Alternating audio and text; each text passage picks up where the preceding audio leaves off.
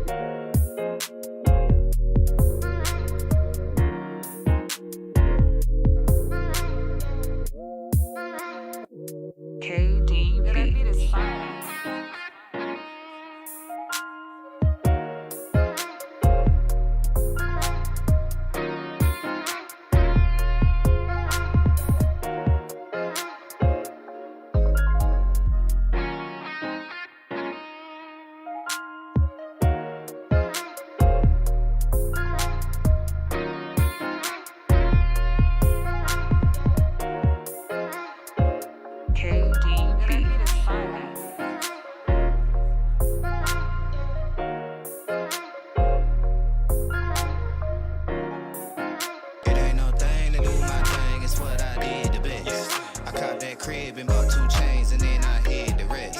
And it's okay to do your thing, but just don't do the most. I put my friends in that old Benz and took that to the coast. It ain't no thing to do my thing, it's what I do the best. I fill my mattress, pay my taxes, then I blew the rest. And it's okay to do your thing, but just don't do the least. I quit my boss and cooked that sauce and fed that to the streets. Sliding it like a wet flow, already fried from the get-go. Alligators look like gecko, everything I do they echo. Big facts, my bank on big man, my drip too wet, that spit can. Yo, swap me like Q-tips, hold that there like dip can. No rehearse, need no reverb, hold your lip, don't say 3 words. Quick trip to get that lick, broad tree fur if you prefer. Quick ride, no time, I'm in there. Law Nation can't stand Brandin Cooks. Oh, boy. Oh, he turned up. True love. We got some topics, man. We got some things to talk about. We don't do this every day for a reason, because if we did, you might miss shows. It is what it is. Somebody was like, "Damn, boy, we ain't did a roundtable in 3 years." I'm like, "Boy, we just did one at Christmas. Y'all just ain't 3 years or something. Y'all just wasn't tapped in, man. But listen, man, we the best in the business, and I say that as humbly and arrogantly and confidently and in good taste as I possibly can, man. But at the end of the day, these are my friends, these are my guys, and we're gonna come together to bring you this product. There are many tables that's this shaped, you know what I mean? Like a lot of them joints is like circle, spherical and all that, but they ain't got 5 E's and it ain't round. You understand me? As we curate the best in the business when it comes to Cowboy talk, and it just happened to be draft season, and anytime me and Foot's in the same area, is bound to be some fantastic draft fireworks there. We got some of the best, man. I'm Voch Lombardi. I don't want to say I'm your host. It's just 5 of us come together. I'm Voch Lombardi. That's Law Nation right there. That's Foot's the King. Next to him, that's the best in the business. Will Steele. I actually got a sound drop for Will Steele. Sorry, the rest of y'all. Big Willie. Shout out to Big Willie. Hey, that OJ. Talk your talk. Come on. And then we got Okoye Media over on top of him. What's good, fellas? Y'all good? Y'all straight? Yes, sir. Yes, sir. You already know. I feel like that's a pause moment right there. Let's just get out the way. Hey, y'all straight? That ain't pause. That's like yes, right? Like we just no. You said Koye over time. I just because I know Koye. You know what I'm saying? Koye. I had to be the Koye too. He's taller than you. Like he's taller, so he's over the top. Just get out the way. Your pause moment for the day, man. We got to start a shot for every pause moment. Right. It's all good, man. Hey. A lot has gone on, man. A lot has gone on, and we have talked about this individually on each channel that we all come from. But it just seems a little different when we just come together. Foot's the King may have an opinion that he says on his channel. He poke his chest out and say it real loud, but when Voch starts screaming at him, he might change his mind. Koye made me change my mind. Skywalker Steel chastised me on a car ride to the airport and made me change my mind. So it's different when the 5 of us come together. You understand? And Law's gonna sit back and watch us all do this while he rack up views on his channel. All the instigator right there, man. So yes. So let's do this, man. Let's not make the people wait any longer. They've been waiting for a long time as it is. I said this at the very beginning on the intro, and this is gonna be the first bit of mess. It ain't gonna be all mess this show, kinda, but I do just kind of want to start off with this. Law, have you changed your mind on your Brandin Cooks taste, or was this just, man, you just wanted D-Hop so bad, and boy, we just didn't. Let's argue. Yeah. So talk to me, Law. So originally, when the Brandin Cooks news hit, it hit way before the information of the money came in. So I was under the influence that he was signed for $20 million. With the $26 million with the $6 million being taken away from there. And then as the news went through the cycle, I should have waited a little bit. It went from 20 million to 18 to 18 to 12. And now the Jones family then finagled and finessed it. Now it's down to 6 million. So shoot, for $6 million, man, that deal is a steal. There you go. I like the deal now. But at first I was like, man, hell no, man. For $20 million, we could have kept X, Y, and Z. We could have did X, Y, and Z here. So it's a good deal. See, Law, you could tell that we all cool and real life friends in real life because people ran to my channel, they ran to my Twitter. But you need to get Law. I'm like, what he do? He don't like the Brandin Cooks deal. You know what I mean? My overall thoughts of it, and we're gonna let everybody go. My overall thoughts is like, man, if we didn't know any like if we didn't hear anything, if there were no rumblings, if there were no rumors, they just rolled out one day, hey, we upgraded Noah Brown. How would we feel? You know what I'm saying? I saw this little goofy little chart that came good out at that too. You know what I'm saying? CeeDee Lamb, fantastic. He way over here. You know what I'm saying? Noah Brown over here in the middle. Michael Gallup way down there because he bad. So in my mind, if we could just fix that one piece, is it worth the upgrade? And then the money part came out. That made it even better. So this ain't me fighting you, Law. This is me fighting you. But they definitely wanted me to get on to you about that. Fusty King, this is a brand new feeling of an offseason. This Cowboys front office there, Steven and old Pawpaw there. What do you think about this Brandin Cook situation, Fusty? I mean, for us, Voch, in the draft, it allows you to draft freely. Like, you don't have to, you're not bogged down to draft a receiver. Brandin Cooks can consistently still be the number 2 corner. So I think that he's going to get open. He can separate. I was watching something that Sky did on his Twitter, and it just talks about every route that he can run in a route tree.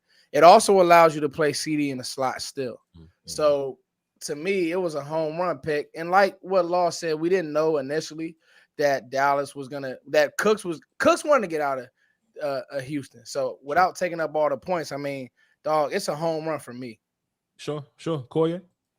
I agree. Watching this film, I felt like a lot of people were mad about his injuries or whatever. I think they were kind of holding him back because they knew they were going to make this move down the line to clear up their books at some point.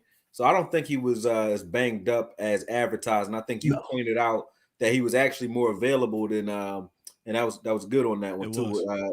Than D-Hop, than Judy, and also who else?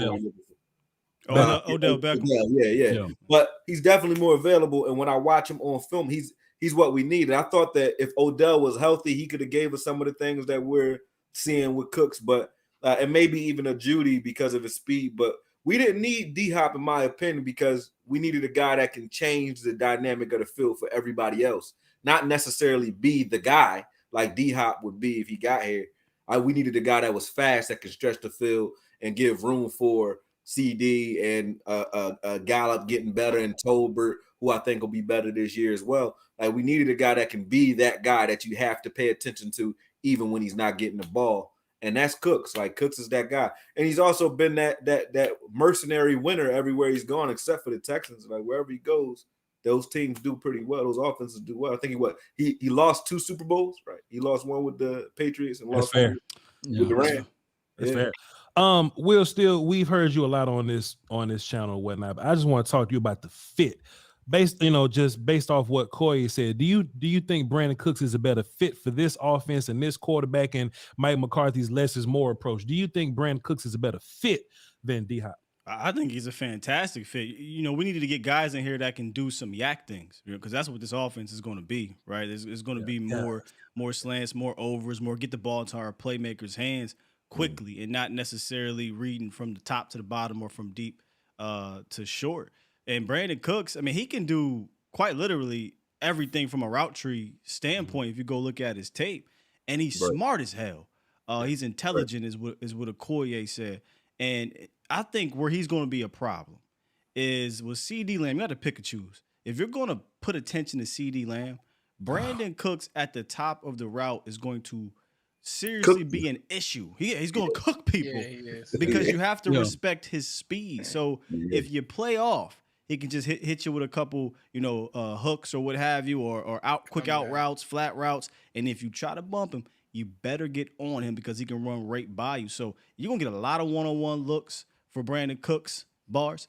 And I think he's going to take advantage of them, man. Yeah. And let me say this. That is great. That is great. But let me just correct this right quick for those who are out there in the chat saying that Law Nation is moonwalking like Michael Jackson over the Brandin Cook situation. Y'all know for sure. I said what I said on the show, that Brandin Cooks is better than Jalen Tolbert. And excuse me, he is better than Noah Brown. And any option, he is better than James Washington.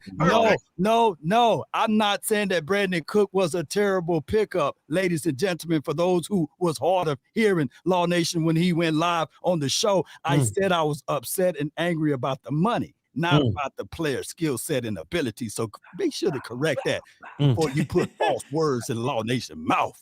Hey, you know who else this is going to help, man? That we don't really we kind of scoff at a little bit. Jay Ferguson.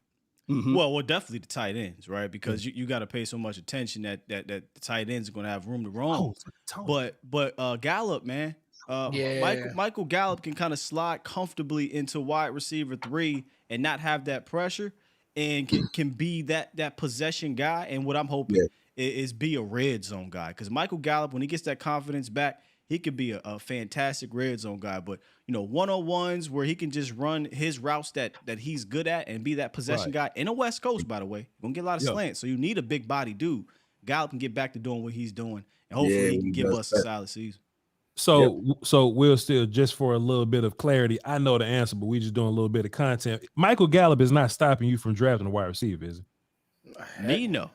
No. And if you draft this wide receiver, I would imagine that he's coming in to compete with Michael Gallup. I don't think he's competing with Cooks. He definitely ain't competing with Lamb or anything, right? So if we do draft a character at 26 overall, we'll talk much more about that later. He would be competing directly with Gallup, Simi, and Jalen Tolbert, correct, everybody? Draft guys, but doesn't that depend on who? Yeah, it depends. It depends on what. 26 for sure. 26. Like if it's a third round guy, then you fighting with Simi and Turpin and them. But if you like Quentin Johnson, Jackson Smith, Zay Flowers, I think you fighting directly Gallup and Tolbert. Well, Jackson Smith foots Collier Law. Jackson ain't fighting nobody. He's a Jackson slot. But what I mean is he's a slot guy. He's the interesting thing about, and I guess the interesting thing about Jackson is he did most of his work in the slot, over 70% in the slot, because they had Marvin Harrison Jr. on one edge, they had Garrett Wilson on another. So the truth about Jackson Smith is, first of all, I don't think he's going to make it to 26. He might. Never know. It's a huge might, because I agree. Just what he did over the draft process, and then he actually went to Ohio State's pro day and actually had a better day, and he already looked like the best receiver at the combine. So the question is Johnston or Zay Flowers. Who, to be honest with you, Zay is very interesting. Some of these small guys kind of scare me. He does not. Do you go get a Zay Flowers when you got Cooks here? Like fantastic, Koye. Go ahead. Yes, you do. Yes, you do. You know why? Because Brandin Cooks is not in your plans long term. You can't be that. He can't be. Why go that high on a guy that you're now going to push behind Brandin Cooks and stuff? Why would he be pushed behind him? Because anything you're going to ask Brandin Cooks to do, you would ask Zay Flowers to do, you would ask Brandin Cooks to do. But you have to treat this. You got to treat this. You got to treat this as though Gallup isn't healthy, or you got to treat this as though I'm going to get my best 3 on the field. So if right now Zay Flowers is more explosive and a better route runner than what Gallup is, let's be honest. It was times last year Gallup. It does. But Gallup couldn't separate. Money do plays around here, and you got to ask yourself. It does, Law. But we saw last year with Tyler Smith, right? If he couldn't play, or if he wasn't good enough to hold it down, then Tyron Smith would have been back on the field. To me, it's Terrence still got hurt. That's unique though. Terrence still got hurt. But I still believe that if Tyler Smith was struggling, like if you draft a guy and he could play, he's gonna play. You figure out the money. But they found that out only because Tyron went down early. He would have never got that level of reps had it not happened that early in the season. I completely agree with you, but this is what I'm saying, Okoye. If you have him on your board, you can't window dress your board. So if you have Zay Flowers, if Zay Flowers is staring at you as 26 and you have him ranked higher than those guards, you have to draft him. That's just me. So Foots, not you. Foots, not you. Let's just talk about the Cowboys right now, right? Because first and foremost, the Cowboys don't like drafting small people. No way. So now the fact that we got a small person they're not playing flanker right now, you think they about to add 2 of them? Look, we all love Zay, right? But we talked about this on the volume a couple days ago. If this is Quentin Johnston, 6'2", look like he's 6'4", that's a totally different conversation. True X receiver, that dude fits. Zay Flowers, guys like Josh Downs, those smaller characters. Quentin Johnston, who can't run routes. this ain't Foots. I You feel talking what about you're body saying.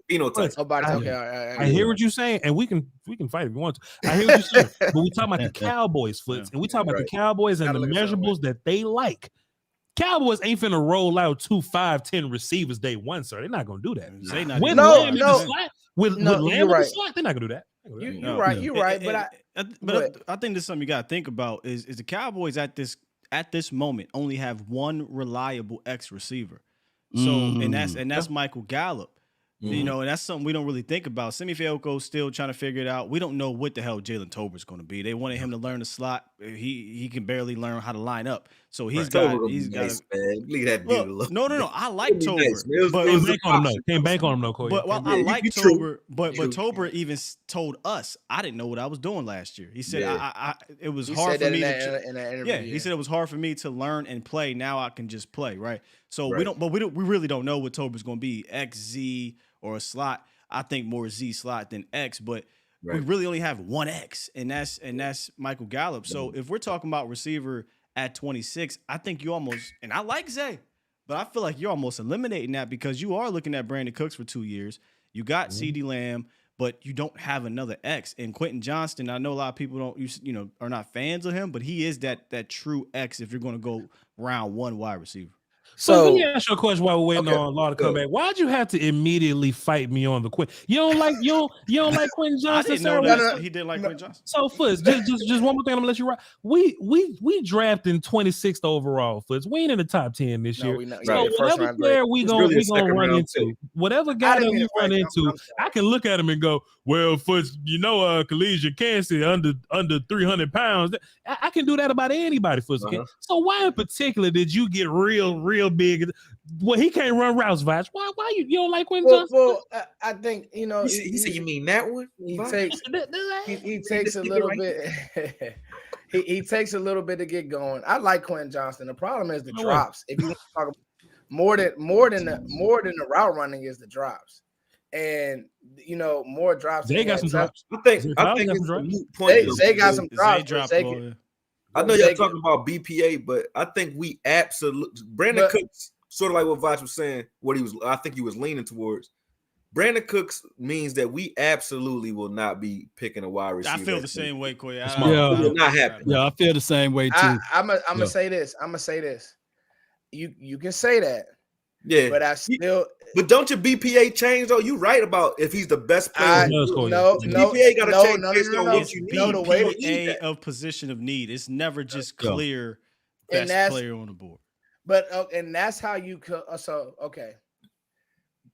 This team has gotten in trouble. To me, if you have something that's great, like let's say we have CeeDee Lamb. Wake up. Now I'm gonna wait. We have CeeDee. We have CeeDee Lamb, and we have Brandin Cooks, right? But let's say that you want to make this a Cincinnati situation where you have Jamar Chase, you have Higgins, and then you have Tyler Boyd. You have 3 great weapons. Sure. Like I'm just like, if you have a good position group, it's okay to make it even better. Yo, Foots, I agree. No, listen, Foots.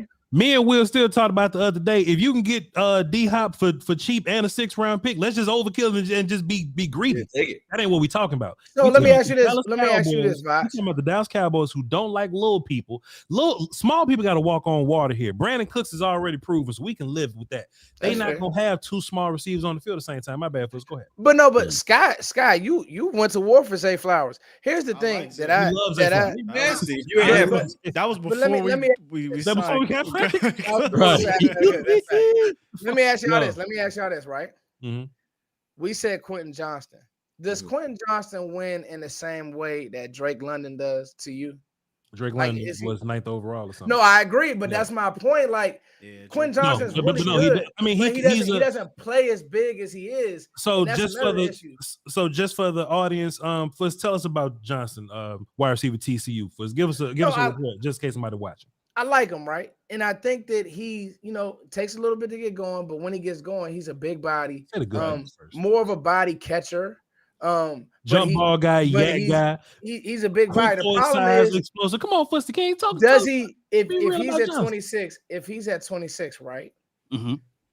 Does he do anything better than anybody on this roster? Whereas, I mean, any receiver on this roster, like, is he better than Michael Gallup right now? I think that Zay Flowers is I can't bank on Michael Gallup. That's a whole point. That's what I'm saying. No, exactly. I can't bank on Gallup, and Jalen Tolbert lines up at corner. That's what I'm saying, Fitz. So you answering my question. You just circle back to what I'm saying, that if you have a guy rated a certain way, and you trade away from him, and let's say knock on wood. I get sick of you.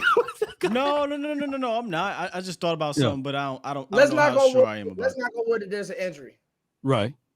Then you back. It's looking kind of good. Why do you think that? Why does everybody think that? Because if there's an injury, have 3 good receivers, you have to have 3. A1 receivers on your team at all times. No, I don't think that you have to. I just matters too. You don't have to. We had with Cooks and CD. Barring injury, that's a good. A lot of people around that, and we can find value in the third round. I'm not saying don't get a receiver. We just don't got to get him at 26. You can still go get you another third round value like I told you this year that has a big body, good potential, and he will actually do well in this scheme because he has talent around him that's already going to take the load off of him anyway. So you can, have him rotate in with Gallup, anybody. But to say, like, we don't got to die on the hill at 26 for receiver. Oh, no. True. This is only a what if. I agree with you. Like, you a killer when it comes to, like, breaking them all down and knowing them. But we're not going to do it. We're not doing that. So let me hold on. Last question. That's the whole thing, though. Go ahead. That's what I was about to say. Because let's say that you have a guard and a receiver, and the guard is you taking the guard, taking the guard, forcing yourself to like that. But what if you're I disagree. Thank you, Voch. I knew that. That's Voch's draft guy. Go ahead. Go ahead. Will. Scott. I think we might have to look at it this way a little bit, man, because Brandin Cooks is not a 1-year rental. Okay, they restructured this contract. He's going to be here for at least 2 seasons. Okay. Yeah. Okay. So when we're talking about receiver in the first round, we're really talking about drafting a wide receiver 3 for the next 2 years with 26. That's what we're talking about. Four, or 4, depending on what Gallup is. If Gallup can come back. But let's just go with what Voch was saying, right? Like, we're not thinking about Michael Gallup in case we can't. Okay, so right. All right, gotcha. So essentially, Cooks and Lamb are your dudes for the next 2 years. Mm-hmm. If you're willing to say, I'm going to take a receiver at 26 to be wide receiver 3 at best for the next 2 years, then so be it. I don't necessarily think the Cowboys are willing to do that unless the ultimate guy falls down to maybe a JSN or what have you. But I just it would have to be something like that. Like we're really talking about wide receiver 3. All of y'all, Michael Gallup's wide receiver 3 now. Let me ask all of you guys this question then, especially wide receiver conversation. If we had a chance to go back to 2019, are any of these wide receivers better than A.J. Brown, Deebo Samuel, DK Metcalf, Terry McLaurin?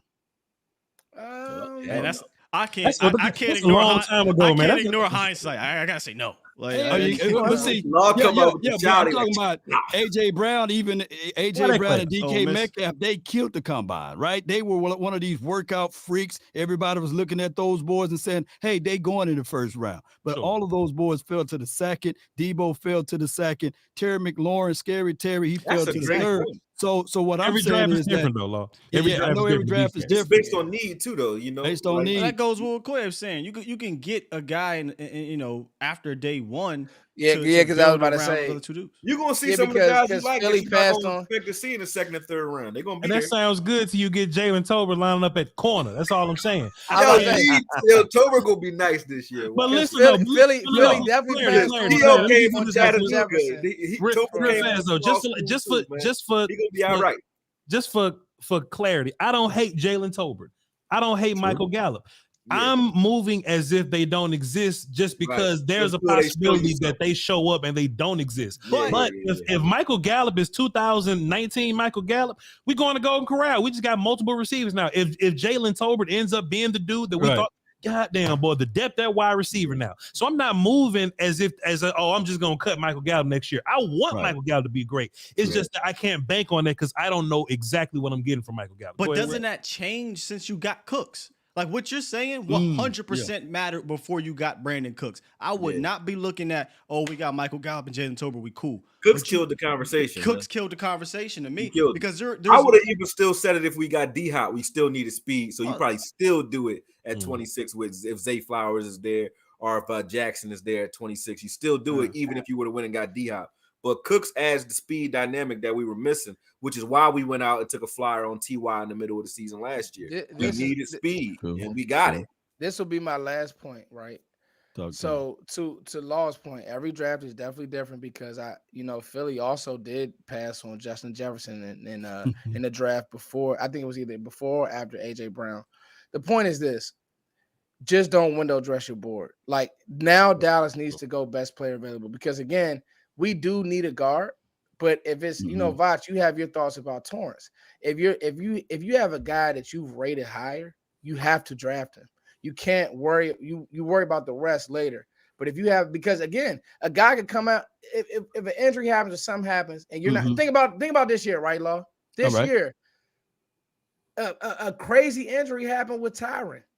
If we didn't draft Tyler, we would have been stuck. You know what I'm saying? And there were other players and pieces there that we possibly could have went with, but they had him rated a certain way, and it worked out. So I'm just saying, like, an injury happened with CD. We don't know. That's just me. So you're saying if there's a running back that has first to second round talent, like early second round, late first round grade, I'm drafting a running back. Yeah, sure. Okay. At least okay, because I was gonna say, like, just trust your board, but we can have that running back. Our biggest inefficiencies on this team is with the front five. And I think that if you draft a tackle, I'm team with Voch now. Many of years I said, nah, man, forget about the O-line, but I'm leaning on the offensive line now because a tackle can easily transfer to guard, right? Or a guard can be a guy that you can put on this team to help two things out: the quarterback plus running back. I think that right now this team need to focus and do BPA, but also focus on that front five. And I think that will help this team out better than a wide receiver would at this point. 100%. It depends on the dude at the end. Now, Foots, I don't disagree with what you saying. Like, you don't window dress your board. We may disagree about Torrance or whatever, but you shouldn't just jump over dudes just to be jumping over dudes. That's my point. Sure. 100%. But just while you making that board, that's when you have those conversations and things like that. And we have a lot more draft to talk about, so y'all please hang tight. This is gonna be like a little lightning situation. Ain't gotta be a lot. I just want to ask everybody. We just do a little yes, no, something easy like that. Will Steele, is Brandin Cooks better than Michael Gallup? Healthy Michael Gallup? Absolutely. Foots, is Brandin Cooks better than last year Michael Gallup? Not even close. Huh? You saying he's not better than Michael? What'd you say? No, like I think he is. It's not. No, let me say this. And I know this is lightning. He got 1,000 yards. He got 1,000 yards with Tyrod Taylor. When does that crack come into play for you? We know what you mean. We know what you mean. Brandin Cooks is way better than Hurt Gallup. You're a little sleepy. Law. Man, if y'all say I'm sleeping one more time, Law. I got rest, y'all. This gets interesting. I sent this tweet out last week. I made a poll. Law, is Brandin Cooks better than a perfectly healthy Amari Cooper? No. Koye, is Brandin Cooks better than Amari Cooper playing through a plantar fasciitis flare-up? I'm curious where this is going. Yeah, I'm curious too. Too. No, because Amari Cooper was a guy where even when he seemed hurt, he'd come out a couple plays and still come back. Amari Cooper came to Dallas with a plantar fasciitis. I'm gonna take Cooper over Cooks almost in every situation. One last one. He cut his leg off. One last one. Scott, is Brandin Cooks better than away game Amari Cooper? What is it? What are we doing? You talking about the Jets game? I know what he's talking about. Yeah. You talking about Jets game Amari Cooper? Yeah, but that was 2019. One of those guys, like was that Dak or Cooper? Which one? Yeah, you know when he game. They both was trash. When he trash and checking out and shit like that. Man, I'm not on that bandwagon. I don't believe in that. I think Amari Cooper just didn't get the opportunities. So the reason I said this because somebody asked me, Voch, does Dak get better with Brandin Cooks as his wide receiver than when Coop was his wide receiver? And the only answer I can come up with was, well, sometimes. You know what I mean? Like when Coop was playing, like Cooks has that consistency to him to where I kind of like that. But I've seen some bad games from Coop. But when Coop is on, boy, like Coop is the guy. That's not going to be a fair comparison, though, Voch. I mean, I feel you. All this is just nonsense. Because of Gilmore, like with the option routes out in a run heavy scheme that's predicated on play action with a lot of one-on-ones on the outside. Everybody going to look better than what we had with Coop here, period. Because you're not dealing with the same type of coverages that we were seeing when Kellen Moore was running 4 stop routes. You know what I mean? Or 4 verts. Like Kellen Moore, and I'm so glad stuff, and they were making it look good. You know, but now it'll actually be good. So Cook should kill it. He might. I wouldn't be surprised if he outdoes Amari Cooper, but that doesn't mean he's better though. It's just a better scheme for him. Fair enough. One last thing before we move on to cornerback Stephon Gilmore. That's super exciting. I know y'all love defense. What does this mean for Kevontae Turpin? Yeah. Same route, same role. I mean, yeah, he plays. So we add a wide receiver, right? Mm-hmm. And we all say that, that the Cowboys are probably going to draft a receiver. It ain't got to be 26, but they'll draft a receiver at some point, right? So now your room looks something like CeeDee Lamb. You have Cooks. You have Gallup and Tolbert. Tolbert's a young guy, so he's going to be around because he's a young guy. Sammy, who's technically a young guy still, technically, right? And then you draft a dude that makes 6. Now, the reason I'm bringing up Tolbert, in which a lot of people in my audience feel like I was hating on Tolbert, Tolbert's not giving you nothing as a wide receiver. Turpin, pardon me, Turpin. Sure, little bit. What's his name? Squirt. 5'7", 5'6", 5 little bitty, right? So Kevontae Turpin ain't giving you nothing at wide receiver. And some people was like, well, Voch, Kellen wasn't using him right.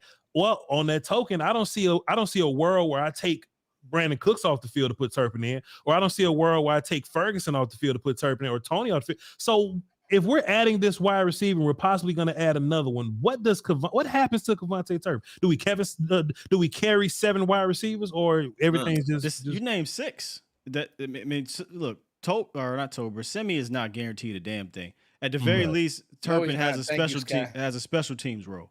So that's 6. I look at Turpin like you said, like Goodwin. Goodwin's never going to play corner, but he's going to be here. You know what I'm saying? Well, if he's here now, I don't know if he's still. And hold on, and Goodwin admitted that he's not a good cornerback. Like he came out and flat out said that. Turpin, we just don't know. Like they don't give Turpin the ball. Like we don't know what he could do. I think if you could use a Lockett. If you can use Lockett and that little dude that Sean Payton was using over in with the Saints. Yes. Harris. Harris. I said the same. Harris is the exact dude I compared this to. Have to come off of like play action where you're running him on a jet sweep, not giving him the ball, and then throwing it at him later. You know what I mean? It's not going to be real fast, pushback. Koye, me and you. So CJ Goodwin may be the best punt gunner in the National Football League. Kevontae Turpin has done nothing as a returner. He gave us some life last year. He made a Pro Bowl. He made a Pro Bowl. Now you hating. Pro Bowl for doing what? He gave us some life last year. Preseason? I give him. He actually was really good. His return yardage was His return yardage was crazy. He was consistent. That wasn't crazy. I give Turpin a lot of slack. But to say he gave us nothing is a bit much. Yeah, it's not nothing. But he here's another thing too, though. The USFL, he just finished that up, and then they said, "Hey, 2 weeks break. Let's go ahead and do Cowboy stuff." I got Foots. Yo, Foots, what if I could tell you I can draft Tank Dell in the 3rd round, and he's your new kick returner, and he can play wide receiver? Well, that changes the conversation. Not really though, but not because you add a wide receiver to the room. It just happens that this receiver can kick return. Yeah, but we got 3 itty bitty receivers. You can't have 3 itty bitty receivers in there. He ain't starting in that like that. Let's move on, man. Hey, real quick, don't get Turpin up out of here. Go ahead. We got Antonio Callaway too. The Cowboys trying to. 4 itty bitty receivers. Hey, I had a point about Cooks, right? And CD. I think Cooks' role is to be when CD is like, we got to remember when Amari Cooper and CD were together, they had no, and that goes to the idiotic play calling of Kellen Moore. They had no role. It was like, he could be the one. He could no, and it's like, no. This is the game plan is still going to go through CeeDee Lamb. Like it has to. Yeah. But I will say this, Cook's role will be, we're going to find a way to match you up with their lesser corner, because obviously defenses are going to use resources on CD. And you find a way to match Cooks up with their lesser corner, and you exploit that matchup. That's if he can just do that well, then that's where, to me, that's going to be McCarthy. Yeah. He talked about having play sheets designated for the specific players. You heard him in the press conference earlier in the year, you know, pissed off at Kellen because he's like, hey, man, if it was me, I'd have a play sheet for Tony Pollard, Ezekiel Elliott, CeeDee Lamb. And I think that's what you're going to see is they're going to game plan around their playmakers, not just, hey, this is what we do, put you a square peg in a round hole and you make it work. I don't think he's going to do that. And that was – somebody made a great point pause. about – Let me go another one. Somebody made a great point about Kellen Moore's. He doesn't have a feel. Time out. Hold up, foot. They say something wrong with the screen. Oh, they say something wrong with the screen. I got my phone up. It's good on my end. I'm good over here. I'm good. Okay, I just hit the button. We live. Chat, we good? We good, chat? We good? Y'all can see us? There we go. All right, So, no, I just think that, dog, like, he had no idea. Turpin cut the Wi-Fi. The Illuminati. He said snake. Oh, yeah, that's funny. Yeah, are we back, y'all? We back. We back. No, in all seriousness, I don't think that Kellen understood. Like, when Mike is saying, fans got to understand this. Mike is literally saying, you don't have to run tempo all game. Like, there has to be a flow to the game. Bruh, you can run the ball here. You don't have to, this doesn't have to be a pass. There's a reason why you do certain things. This personnel grouping is going to work great against this. They're in a 4-man front. Let's power these babies. Little things like that, that Mike just understands that, again, Kellen just had no flow. And I always ask this question. What did Kellen Moore do in his career to earn the position of the offensive coordinator for the Dallas Cowboys? 4 curls, baby. Not a damn thing. Not a thing, nothing, man. like no coaching ever, not even in college, Okoye. It says breaking up. And we got to also include too that these players that trying to make the team, you got to have a coach that can be an advocate for you too. So Bones Fossil might be banging on the table for Turpin. Y'all got to bring that up too, Scott, he is really good on mine. I don't know. Yeah, it's good. Hit refresh, y'all. Hit refresh and come back. Up, down, left, right. It's good. I got it on my phone. I'm fine. So. Yeah. Just leave out, come back. Well, no, I haven't even left YouTube on here. We need the numbers, but just hit the refresh. Y'all good? Yeah.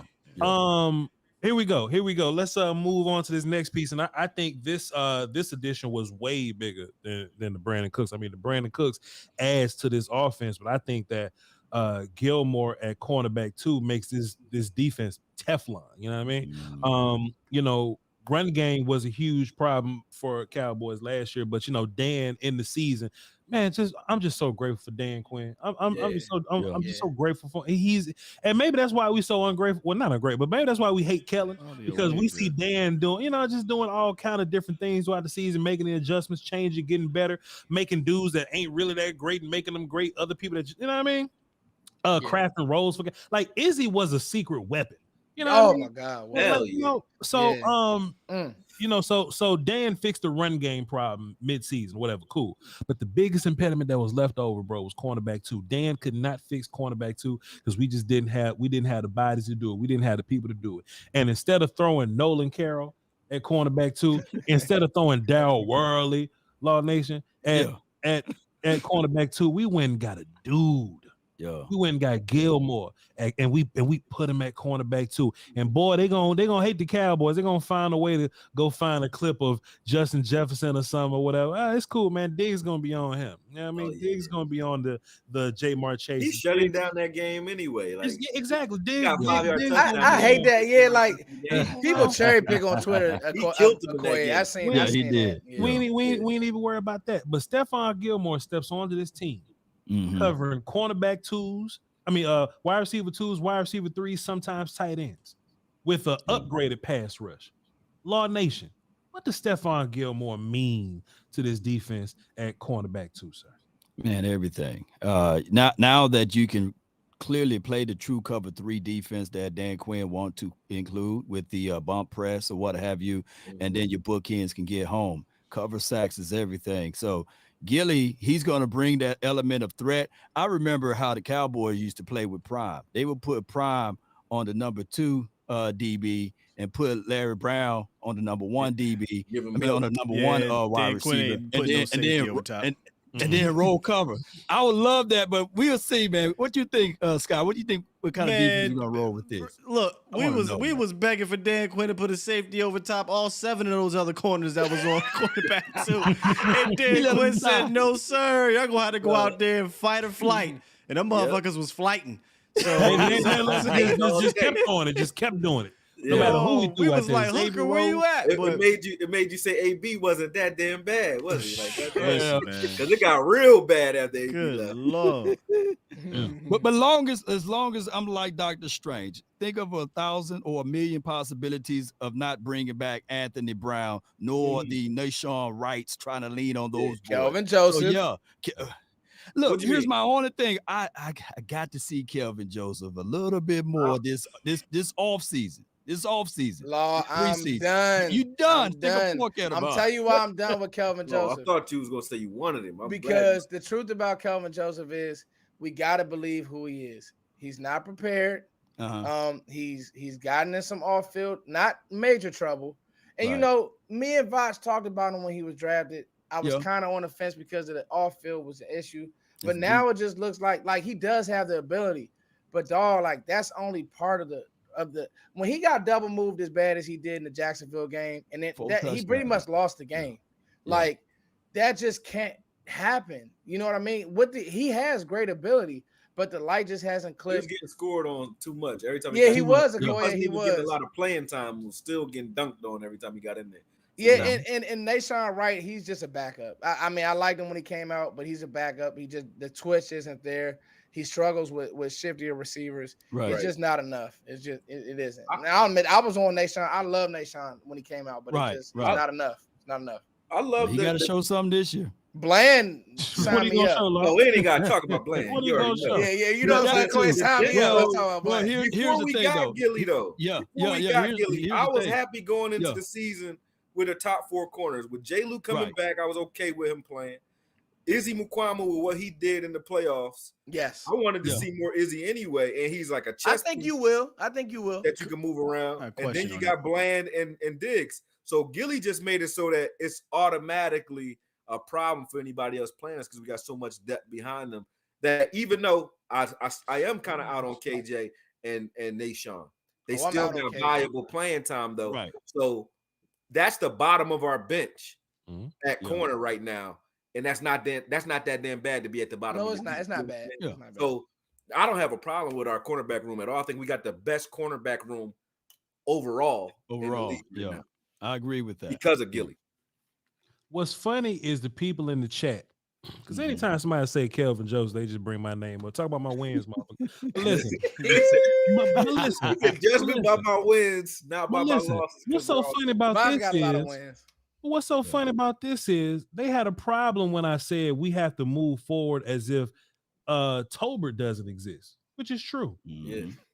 That's true. We have to do the same for Kelvin Joseph. Yeah. We just can't walk in and just assume KJ too. Yeah, we can't just assume Kelvin Joseph is just gonna walk in, get better year 3 and be a part of this. No, we have to move forward as if Kelvin Joseph don't exist. That's part of the funk. You know what I'm saying? So hey, if y'all talking crazy in the chat, you know who you are. Fam. He's hell of a special teams, though. He does not exist. Oh yeah, he never played before the Niners. Either way, we'll see however you want to say it. I'm with you. I'm with you. They do not exist, so you have to prepare accordingly. 100%. Will, have you said something about Gilmore yet? I didn't even. No, go ahead, Foots. My bad. Me and Scott. Go ahead, Foots. I'm gonna just hijack your show. Talk about the fit, Foots. Talk about Gilmore fitting his defense with the rest of the guys in the scheme and all that. I'll be quick. Honestly, this is it's the same thing they did with Cooks. It's like they literally did the same thing on both sides of the ball, if you think about it. Yeah. Because corner was in play. Like, all right, now Scott, let's me and you go back and forth. Corner was like you could have drafted a corner at 26, right, Scott? Yeah, but I saw Joey Porter anyway. I think he's in play still. Yeah. See, and that's okay. Wait a minute. I think See now, Scott. Now you see what Voch doing. So I know I'm not tripping. I tell you why. Because it's different. I think than Cooks. Go ahead. I don't think Gilmore has the option of being a long-term guy. Okay, go ahead. I got a question for everybody on a chat. Okay, I mean, not everybody on the chat, but I got a question for everybody on the panel. I'm hijacking you right now. Please, I got you, brother. Go ahead. Is Brandin Cooks right now a better player than Stephon Gilmore at his respective position? That's not the reason. That's not. I don't think no. I'm just asking. I really want to know what y'all think. Whatever. Here's why it's more in play. Because you think Stephon Gilmore is better right now, Okoye, than Cooks? Yeah. And that's why I said I think corner is completely out at 26. I don't think cornerback is out because I don't take a corner at 26. Yeah, now I wouldn't touch a corner at 26. Yeah, guys, we're building a team. Go ahead. Yeah. But see, Scott, I just said that about receivers. Listen, I didn't get a chance to finish Voch talk. Go ahead. My bad. I think Gilmore is a 1-year playoff rental, a 1 year. There you go. Rental type guy. Cooks has the option to be a long-term dude for us. So that's what I was going to get at. Your wide receivers. You've got receivers technically under contract for at least the next 2 years minimum. You're going to have the big three at your cornerback position. If we're talking currently, hopefully this changes with Diggs. Currently, Diggs is a free agent after this year. Gilmore is a free agent after this year. Jordan Lewis is a free agent after this year. And we love what we saw from Izzy, but my devil's advocate to Izzy is I think Izzy was more of a specialty situation going up against a big slot. I don't think you want to play in Israel Mukuamu against those Kadarius Toney types in the slot, right? I always use Toney because I'm talking about quicker, speedier guys. Right? No, a burner. Nah, he not a burner. He not a big body. So with that being said, Scott and Voch, that put DB back at play with the 26 pick. Maybe. If it's something worth your while there. Right. If it's worth your while there, right. Sure. Deontay back. The spoon there, take him. That's my guy from Maryland. I'm in the DMV. Voch. I mean, he can go. I think it's gonna be some dudes on the board better than Banks, but yeah, I think so too. Yeah. You can still get a guy, Darius Rush, late. You can still get him. Oh, I love Darius Rush. Look, your homework, Okoye squad. Cooks and Gilmore allow you to not have to touch those positions in round one. That doesn't mean you gonna get. We getting a corner, right? Right. You can still take one, but you just I wouldn't be surprised. Yeah, you just don't have to do it in round one because you got Gilmore and Cooks to get you over. I think you said no, Voch, but I think round one gotta be trenches. It's going to be offensive or defensive line, whether that's can be. Sure. Can be. I don't disagree with that. Might be the first he don't disagree. I do disagree, but I don't want to make this an hour show about the draft. I mean, we just talking. Let's go ahead. We just talking. Because you can never draft like that. I just don't like, because I'm gonna be honest with you. What is the best dude? But wait a minute. BPA. Wait a minute, Voch. Me and you, draft is what we do. I have Drew Sanders rated over a lot of these guards. Right. So you mean to tell me that if you have a guy who came from Alabama, you take Drew Drew Sanders, and then he transferred to Arkansas. You take Drew Sanders. What I'm saying, but we just said it's gonna be. If you're thinking like that, I'm sure other people think, and I definitely want to get our trenches right. I'm not gonna draft away. Even with LVE here, they're not committed to LVE. I agree. LVE's not the guy. So Drew Sanders over LVE all day. You know what I mean? So, if we keeping it a bean, the linebacker spot is more of a need than any of those other positions. Let's talk about it, guy. The problem is they need to commit to not putting Parsons at end. That's a great point. But that seems to be a dead deal, bro. Of the field next to anybody. You preaching to the choir. I want this motherfucker at linebacker. But bro, but they played him 750 snaps at defensive end. Yeah, but you have to move forward. You have to move forward as if Parsons at end don't exist. Yes. You know what I'm saying? Right. No, you mean Parsons at linebacker don't exist. Exactly. I give up on thinking that Michael Parsons is going to be, able to do both because they didn't use him like that last year. So Voch, based on the combine, Jack Campbell has really, I know the long speed wasn't crazy, but the 3-cone was different. And I'm like, and then he's working out with Luke Kuechly. So I'm just saying, like, I agree. you know, Scott just hit on the head. They're gonna play him at both positions just because honestly, that's what Micah wants to do. I'm pretty sure Micah now is at that point where he's like, listen, prime. Right, exactly, right, Law. Like he going in the defense. Fact, he's pissed off that he didn't play more linebacker. From Denver, that they drafted a couple years ago. That was a quarterback at one point. Jules, what's his name? Jules. Josie Jules. He reminded me of him. Can't be not off the charts athlete, but smart. The instincts are crazy. Yeah, smart. And so I'm just saying that, like, I don't want to go into the draft saying we have to have a guard at 26. So would you draft Drew over Anton Harrison right now? That's so. I'm glad you brought that up because the tackle position, I'm gonna. Whoa, that's what you mean. I know you gotta do this. So look, wait a minute. Law, Voch, I went on Twitter and I admitted my wrongs. I'm not. I admitted my wrongs. If you got tag me in this one, I gotta see this. So this kid, him, and I gave you DeJuan Jones. I did a mock and I said, if Jones, I'm not putting 50-year-old Tyron out there, but if Jones is there, I'm gonna say though. Cool. I would do it because you can still go get Voch Voorhees as a red shirt. I'm still happy with the line. You can get him later, and Drew Sanders there. Hey, Voorhees, my guy, do it. I still would do it because we got a good enough offensive line to walk into the season, barring injury. You talking about Josh Ball? You talking about who's your guard? Chuma? Who's your guard right now? I think right now I'm moving forward. I think Tyler Smith. Matt Waletzko, you leaning on Matt Waletzko, Matt Fournier. No, you leaning on Alex Lindstrom. You leaning on those boys. Go ahead. 5. I think Tyron's going back to left tackle. Tyler's going to left guard. And I think because Steele looks like he's back. So you rushing Terrence Steele out there? No, Terrence ain't rushing, bro. Terrence look ready. Yeah, I know. I saw dude. But I'm trying to think of a world whereas now we looking at this thing and yes, that boy look good, man. Duke, yeah, look at Terrence Steele. But I slowly want to bring him in though. Terrence don't want me spending money. Oh, jeez. He's straight. He good. Yeah, that boy look good. That boy look good. So he ain't doing it with a 300-pound guy running at him, but it's April, man. It's March. What's up? The word on the street is that Tyron Smith is not looked at, and this is just word on the street. Like he's not here as a starter. He's looked at as the Jason Peters.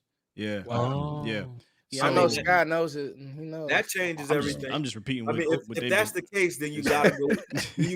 Then I'm still, we still on the same wavelength with going the trenches in the first 2 rounds, and you gotta go in the trench. That leaves a gaping hole at guard. You're right. You don't go in there with Ball or Waletzko or Fournier. None of them. Chuma, So you gotta do it. But I think that guard stretches to about the 3rd round. Yeah. I do believe that. Well, Voorhees, Scott, he made it. I mean, Voch, we did guard. You came on my channel when we did guard. He just tore his ACL though.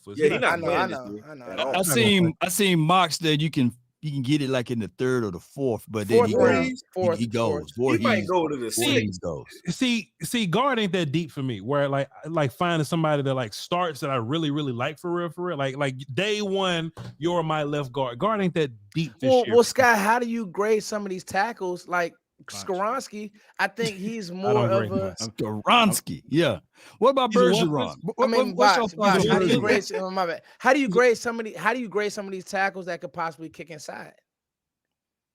Skoronski he got short arms. Don't get Voch started on Skoronski. Skoronski not one of the top tackles for me, man. He's like he's a guard. He might. Okay, what about? I don't even think he's a guard though, because I don't think he's powerful enough to truly be a guard. Oh, Scott, Voch, he's going in the first 2 rounds. Man, he's another Jonah Williams, man. I ain't saying he's not. Teams really bad at this. The teams suck at drafting. Well, their O-line suck. What I'm saying is, and for me, what I want in a guard, I need you to be powerful enough to be a guard. So when Connor Williams plays guard for me and never really gets strong enough, like that was already a problem for me. You know what I'm saying? And he's just not strong. What he is a tackle with short arms. But non-O-line people feel like just because your arm's short, that just means you a guard. No, you just a short arm tackle right now. What do y'all think we're gonna do with the dude we just signed from the Jets though, Edoga? You don't think he gonna play? He finna sit down somewhere and he's insurance and Carry wait the water, man, and get cut in damn August. Panel, let me ask y'all this: Is this team truly ready to line up and play today? Oh, absolutely. Like, Stephen Jones always says that, right? Like, yeah, you know, we lined up, we ready to go right now. Yeah. Are we ready to go right now? Will still says absolutely. Foots?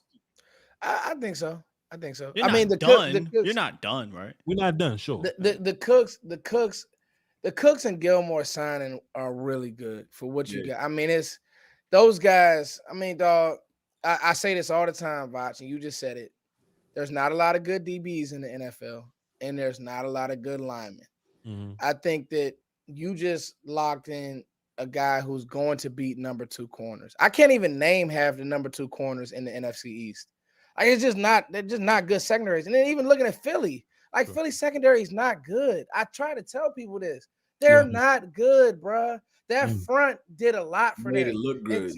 They're not good. Like, they don't have dudes. I'm telling you. How fly is this? You're gonna get number 2 corners on Cooks and number 2 receivers on Gilmore.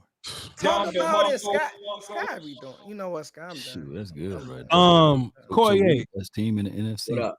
Koye, is this team ready to line up and play right now?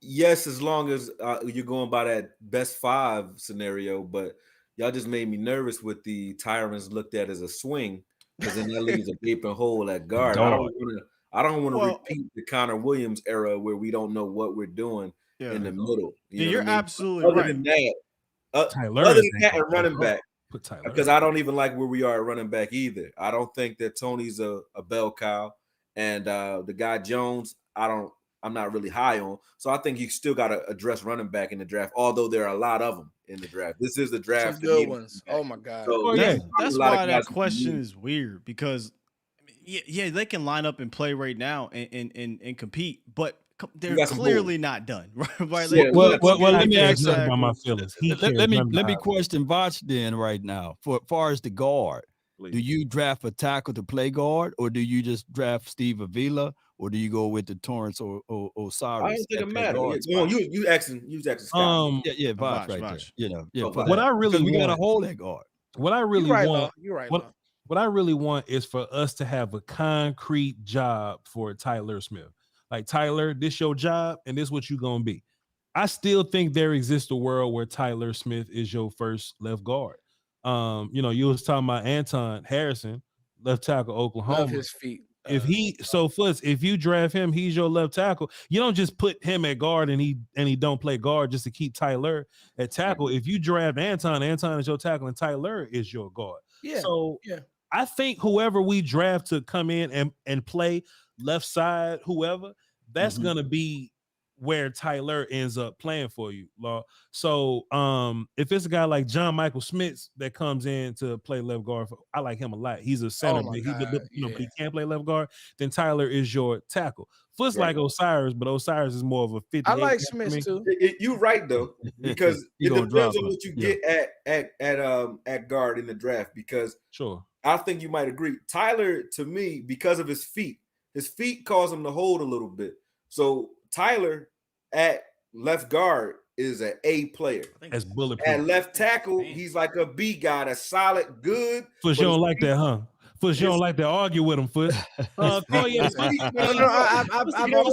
thinks Tyler Smith is a left tackle and nothing else. He had to deal with speed at left tackle more than he was at left guard. At left guard, you can leave him there. But before you go, Foot, Okoye, go ahead and tell him what Schottenheimer and Mike Solari is going to do now with that offensive line. They're going to pull more of these guards. They're not going to be dropping back and sitting because we are playing in that West Coast. So go ahead and break that down. Go ahead.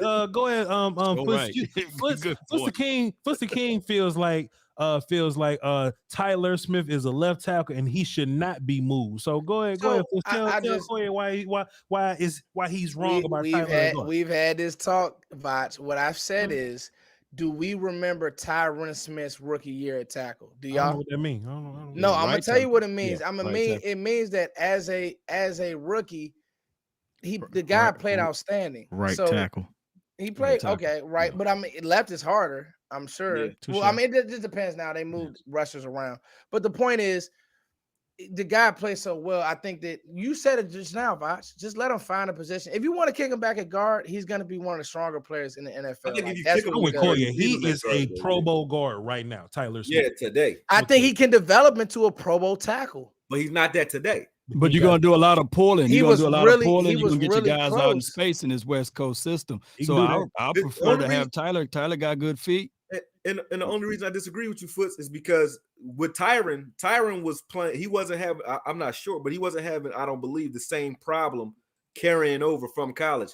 Tyler Smith's problem in college was his problem here. His only problem here was if you get a guy, if he gets in space, he's going to reach. He's going to grab you. He's going to hold. But was it so? Let me ask you this: was it so bad that you don't got to deal with space at guard? He's dealing with power all day, and he ain't got no problems with that. He kill you. True. Was it so bad that it cost us games, y'all?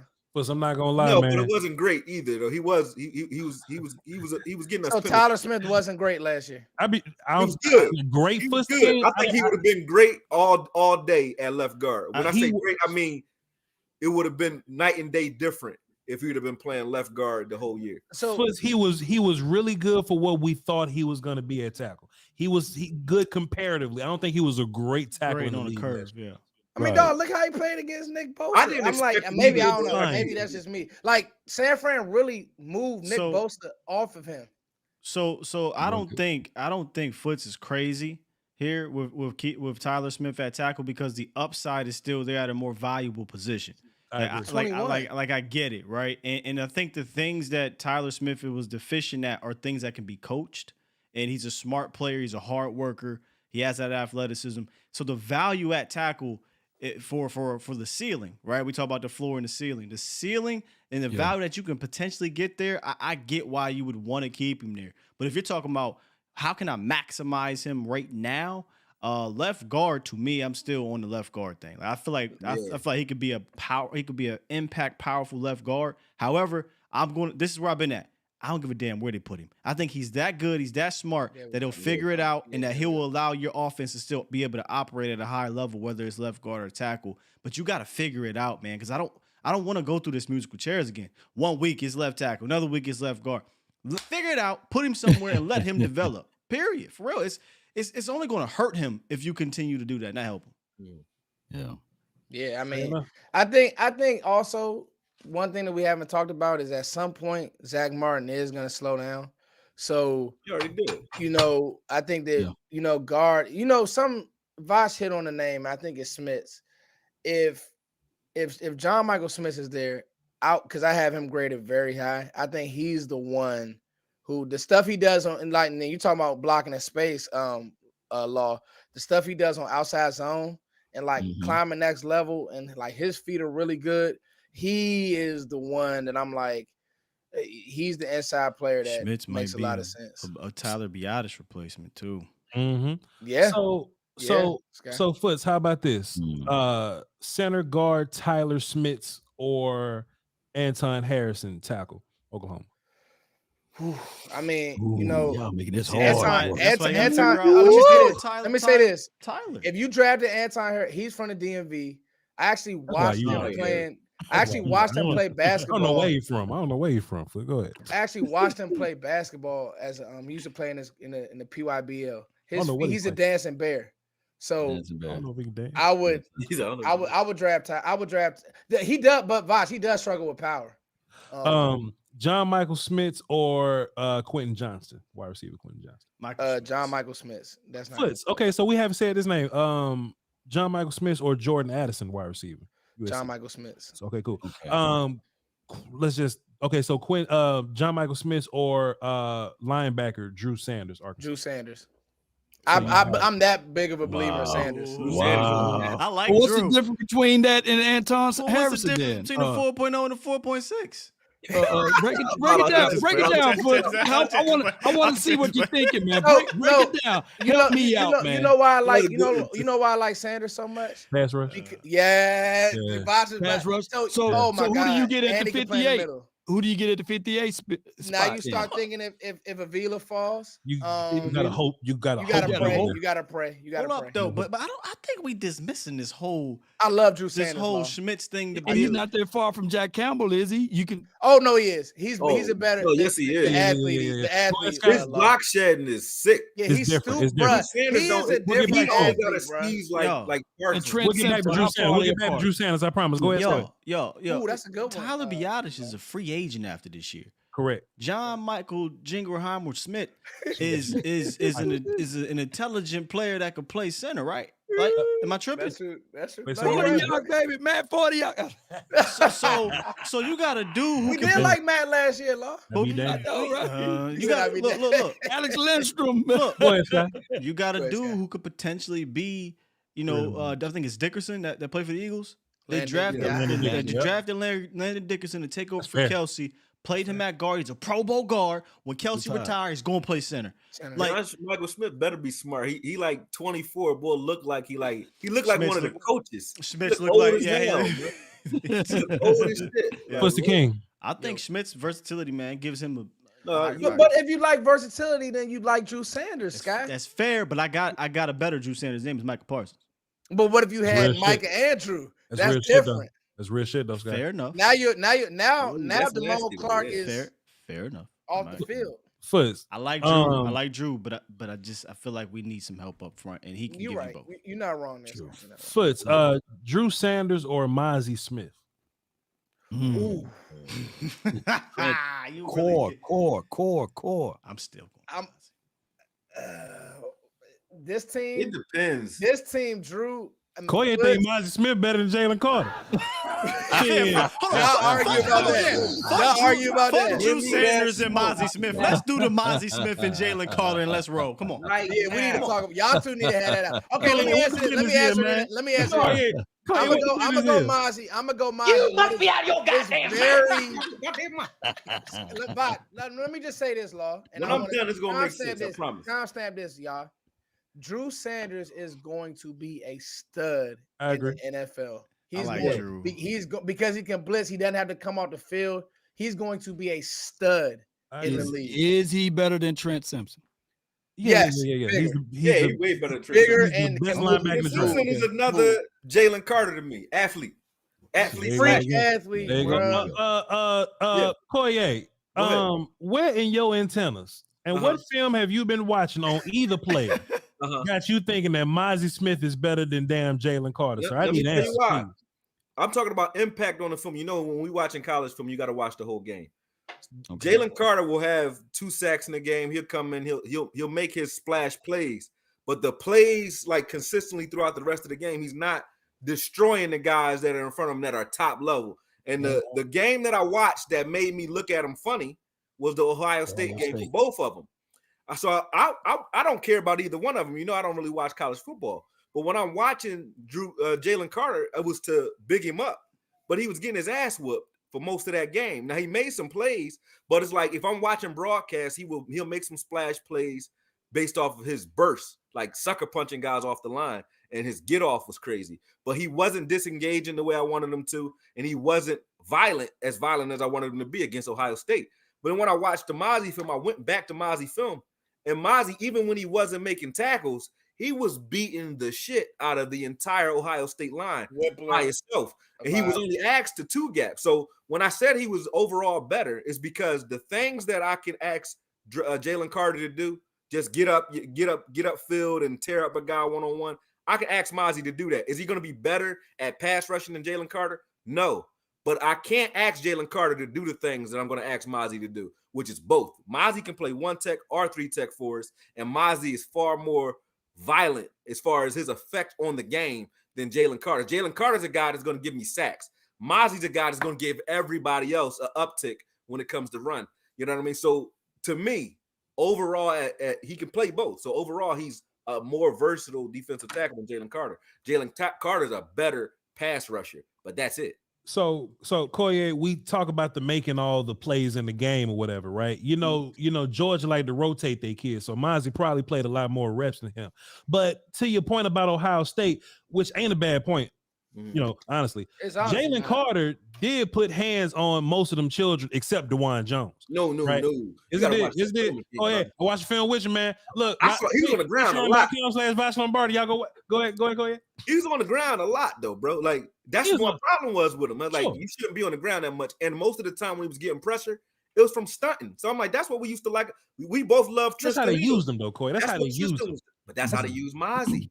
So they was using Mozzie to two gap. That's it. He was two gapping, but taking double teams and throwing grown ass men to the ground with his offhand. Like I wasn't seeing Carter disengaging from guys. Like when they got to him, he wasn't getting them off of him. He wasn't shedding them. And I'm like, it shouldn't be close. Should it be one question to you, please? Should it be close if I'm watching a guy that they're saying is the best player in the draft versus a guy that I had round 3 in Mozzie? It should not be close on film when I'm watching those two guys. And it wasn't close the other way. Mozzie looked way better. Well, Koya, I like that you stand on this, Okoye. I love it, Koya. I think there's a lot of context here, right? Okay. Like when you're drafting, like it's mostly about traits, right? So I can look at Jalen Carter and I can go, man, I promise you, I can teach him how to do. And honestly, Jalen Carter can two gap. By the way, he can two gap. I have seen Jalen Carter do it. I have seen him stack and shed the shit out of people. But if I got Jalen Carter on my team and I'm Kirby, I'm going, hey man, I just want you to go in A gap and go that way. You know what I'm saying? Yeah. That's what he's really good at. So Mozzie may ask Michigan to do different things, but yeah, if you ask Jalen Carter to two gap, he's two gapping the shit out of anybody. We can find that film, but you can't make Mozzie the bursty, explodey dude that Jalen is. You understand what I'm saying? I don't agree on that one. You think you can, so look, and also too, to be fair to you, because we just talking right now, Mozzie does move really well for his size. Mozzie has fantastic movement, very quick for his size. Mozzie one-on-one, if you're not asking him to hold up double teams and force double teams on purpose, whenever he was one-on-one against anybody on Ohio State, they was on their ass every time. And I'm talking about the entire game, the whole game. But he's not the upfield player that Jalen Carter is. He was getting upfield. He was chasing down CJ Stroud pretty easy. What happened to him against TCU, Steve Avila? He played pretty well. They took turns beating the shit out of each other. I've been seeing he got off at TCU. They did get him though. I have seen people in the damn chat box talk like he got smoked by TCU. And we just watched the film in the Patreon. Now look, Steve Avila is a high second round pick in his own right. He had a good fight. Right. Yeah. But Mozzie Smith ain't died no horrible death to Steve Avila like the chat box saying. Yeah, he was getting it off. What happens is when they lose a game, it was good. When they lose the game, they think that they lost their and that's not the. You're right, Voch. That's not. I can tell you exactly what to go to where he beat the shit. I can tell you the exact play. And he forced the fumble too. He forced the fumble in the game too. Yeah. But sometimes what I think this is that, you know, sometimes you could take the player at the top of the draft. The better the dude is, the more people pick. I'm not saying this is what you doing, but this is what people do sometimes, to where we'll hear shit like, yo, Voch, I know you like Bijan, but have you seen the dude behind him, man? Rashawn Johnson just as good. Yeah. He's not. Rashawn Johnson is good, but he ain't no fucking Bijan Robinson. To be fair, I look at Kalijah and Jalen Carter as lineal pass rushers. I just don't think they're the best player for us, and I don't think overall they're the best defensive tackle. I look at, if you could play 1 tech and 3 tech, I'll value that higher. But so that was my question. One more question to you, Okoye. Is this Mozzie thing about Cowboy fit? That's a major part of it, but beyond the Cowboy fit, he's hands down, I think, what we need. Okay, so hold on before you go. The reason why I asked that is because if I can tell you, all right, I get Jalen Carter, but then I can go out and get me a Ashawn Robinson and a Hankins. Is that better than if I get Mozzie Smith and I got Osa? Because I don't think so. I think Jalen Carter if you get Hankins back, that's what when someone said what we would do with Mozzie, I said it would depend. It depends on if we re-sign Hankins or not, period. Because I think Mozzie's a younger, faster Hankins, in my opinion. He's a guy that's going to wreck the middle of the field. If you get a Hankins, obviously, and Carter's there for whatever reason due to, you know, he falls in the draft, you're right. That is a better combination than I'm going to get with Mozzie and Osa, 100%. That Osa conversation is the reason I don't want Kalijah here. We got a short-term memory in the Cowboys world. I agree. Elijah's a smaller Osa, in my opinion, just a little faster. But again, overall, I think both of those guys are going to be great pass rushers. Yeah, they two different. I'm not calling I think I know what Okoye is saying. He's just think Mozzie's better than what they gave him credit. They both three. But I don't think those guys are trash. Field pass rushy type. I'm not shitting on Jalen when I say that. I just don't. So I got a question. I got a question more on the odd front, though. I don't think Mozzie is going to be on the even front. I think he fit better. He can though. He can though. He can go both ways. Yeah, I would rather him more 1/3 than a 0 type guy. I don't really want to. I don't see Mozzie as a 0. Fit. Oh no, best fit. I agree. I think he could. I think he could play some eye. Yeah, I don't know if I want him right over the 0 all the time. He can do it for sure. He can do it for sure. I would love to put him next to a 3. Can I ask? I want to ask Okoye and Voch a question. Go ahead, please. So Jordan Davis last year, right? Mm-hmm. Was definitely the hot name at defensive tackle. Right. And I went back and I actually did some study on how much he actually played for Philly. And you guys remember they ended up signing Ndamukong Suh because he got hurt. It only got hurt, but he also wasn't that productive. Like he was okay, but he wasn't as productive as I think said Philly fans or even football fans would have thought that he was supposed to be. My question to you all is, do we want a player that is going to 2-gap or do we want a player that's going to affect our pass rush? And there's no wrong answer. I just want to know, like, if you're talking about a 3, because historically that's what the Cowboys are going to ask themselves. I mean, not a 3, but a D tackle. Like if they're taking a D tackle, I believe he has to be able to get up the field and affect the pass rush. Like there's no other way around it, especially if they're using those resources. Because if not, they're going to use it. Did you watch Mozzie? That's for y'all. Like when he was pass rushing, though, he can pass. That's what I liked about him. He can pass rush. Mozzie at this point is Carter in the pass rush, but he can pass. Yeah. But what is production at that? Mozzie's not there. It's not existent. He wasn't asked to get upfield though. Mozzie's more of a pocket pusher than a I'm gonna boom. He ain't got no moves, but Foots. My whole point on that, bro, is I'm kind of over the pass rushy 3 tech that ain't really strong like that. You know what I mean? Yeah. I'm just leaning more towards value and power these days. You know what I'm saying? So then you like Mozzie then? Is what I like Mozzie. Yes, sir. Okay. But like Neville Gallimore really putting a bad feel on me. You know, like you know, I was expecting him to really come in and be like, all right, we moving on from Malik Collins, and y'all can have faith in me and Osa. And nah, Osa just gonna be 3 tech. He took your job, move on, and you're gonna put you at 1 tech. Cool, Bo took your job because we don't see power from him, right? No. So I don't want to get anybody that's not powerful anymore. Yeah, you know what I'm saying? That's fair. But on that same token, right? I feel like Dan Quinn can make anybody 2-gap. Shit, Carlos Watkins is a fantastic 2-gapping guy. Carlos Watkins is underrated. Carlos, we'll see if Big Bo can step up. But that's because, and I've been saying this for a minute, and maybe you guys can elaborate on this. I think Carlos Watkins, being a veteran that he was, he knows how to 2-gap. He knows how to defend the run. Where we bring in, the Young Bucks in Bohanna and the Young Bucks in Ridgeway, and they have to learn how to defend and run in the NFL. It ain't the same. In college, it's a lot of shotgun, it's a lot of RPO, and I know that stuff is starting to get integrated in the NFL, but you got more schematics that's happening. You got grown-ass men up front. You got, you got the Callahans of the world, the Shanahans and things like that, and they've seen these things, so they kind of understand how to do it.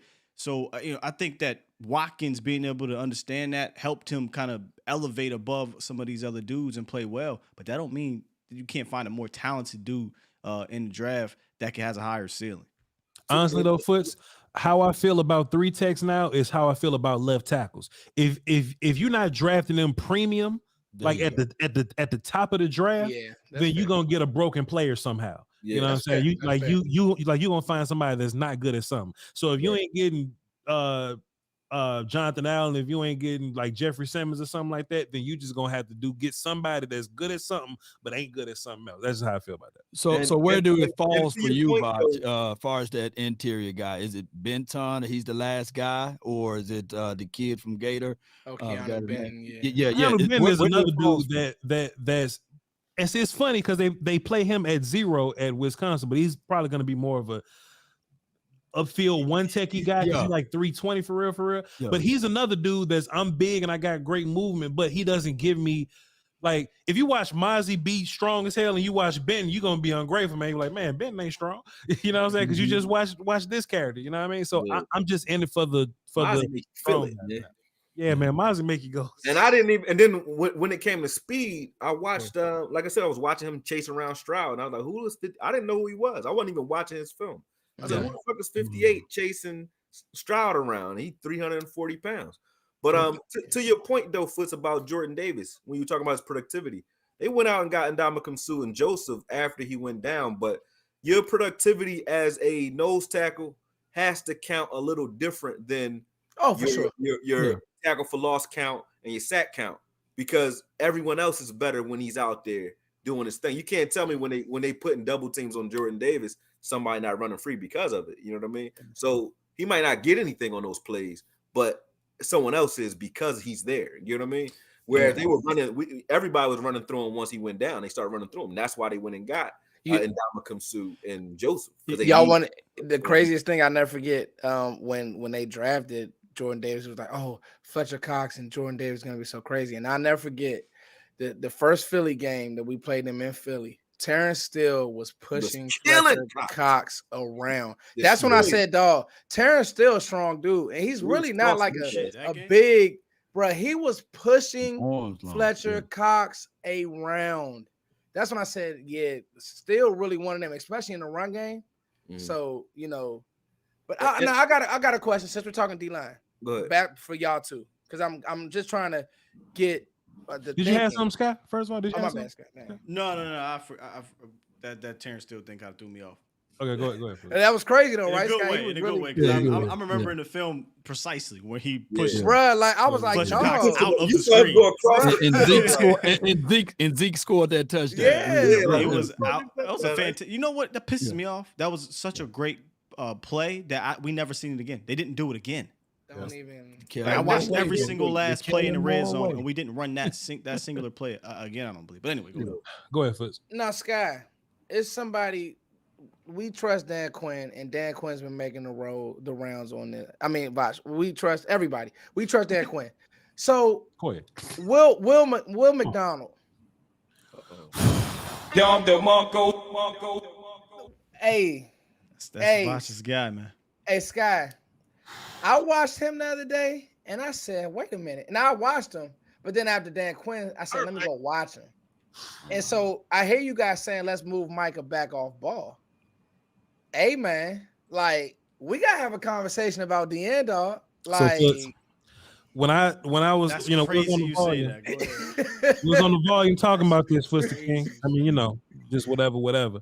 And I feel like the edge room ain't as deep as people think it is. I feel like just because we walked into the room with the edge room deep last year, people think that it's just as deep this year. You know, so Dorn's got a year. Remind me to push back on it. Okay, cool. Yeah, there's some pushback on that. So look, Dorn's got a year left.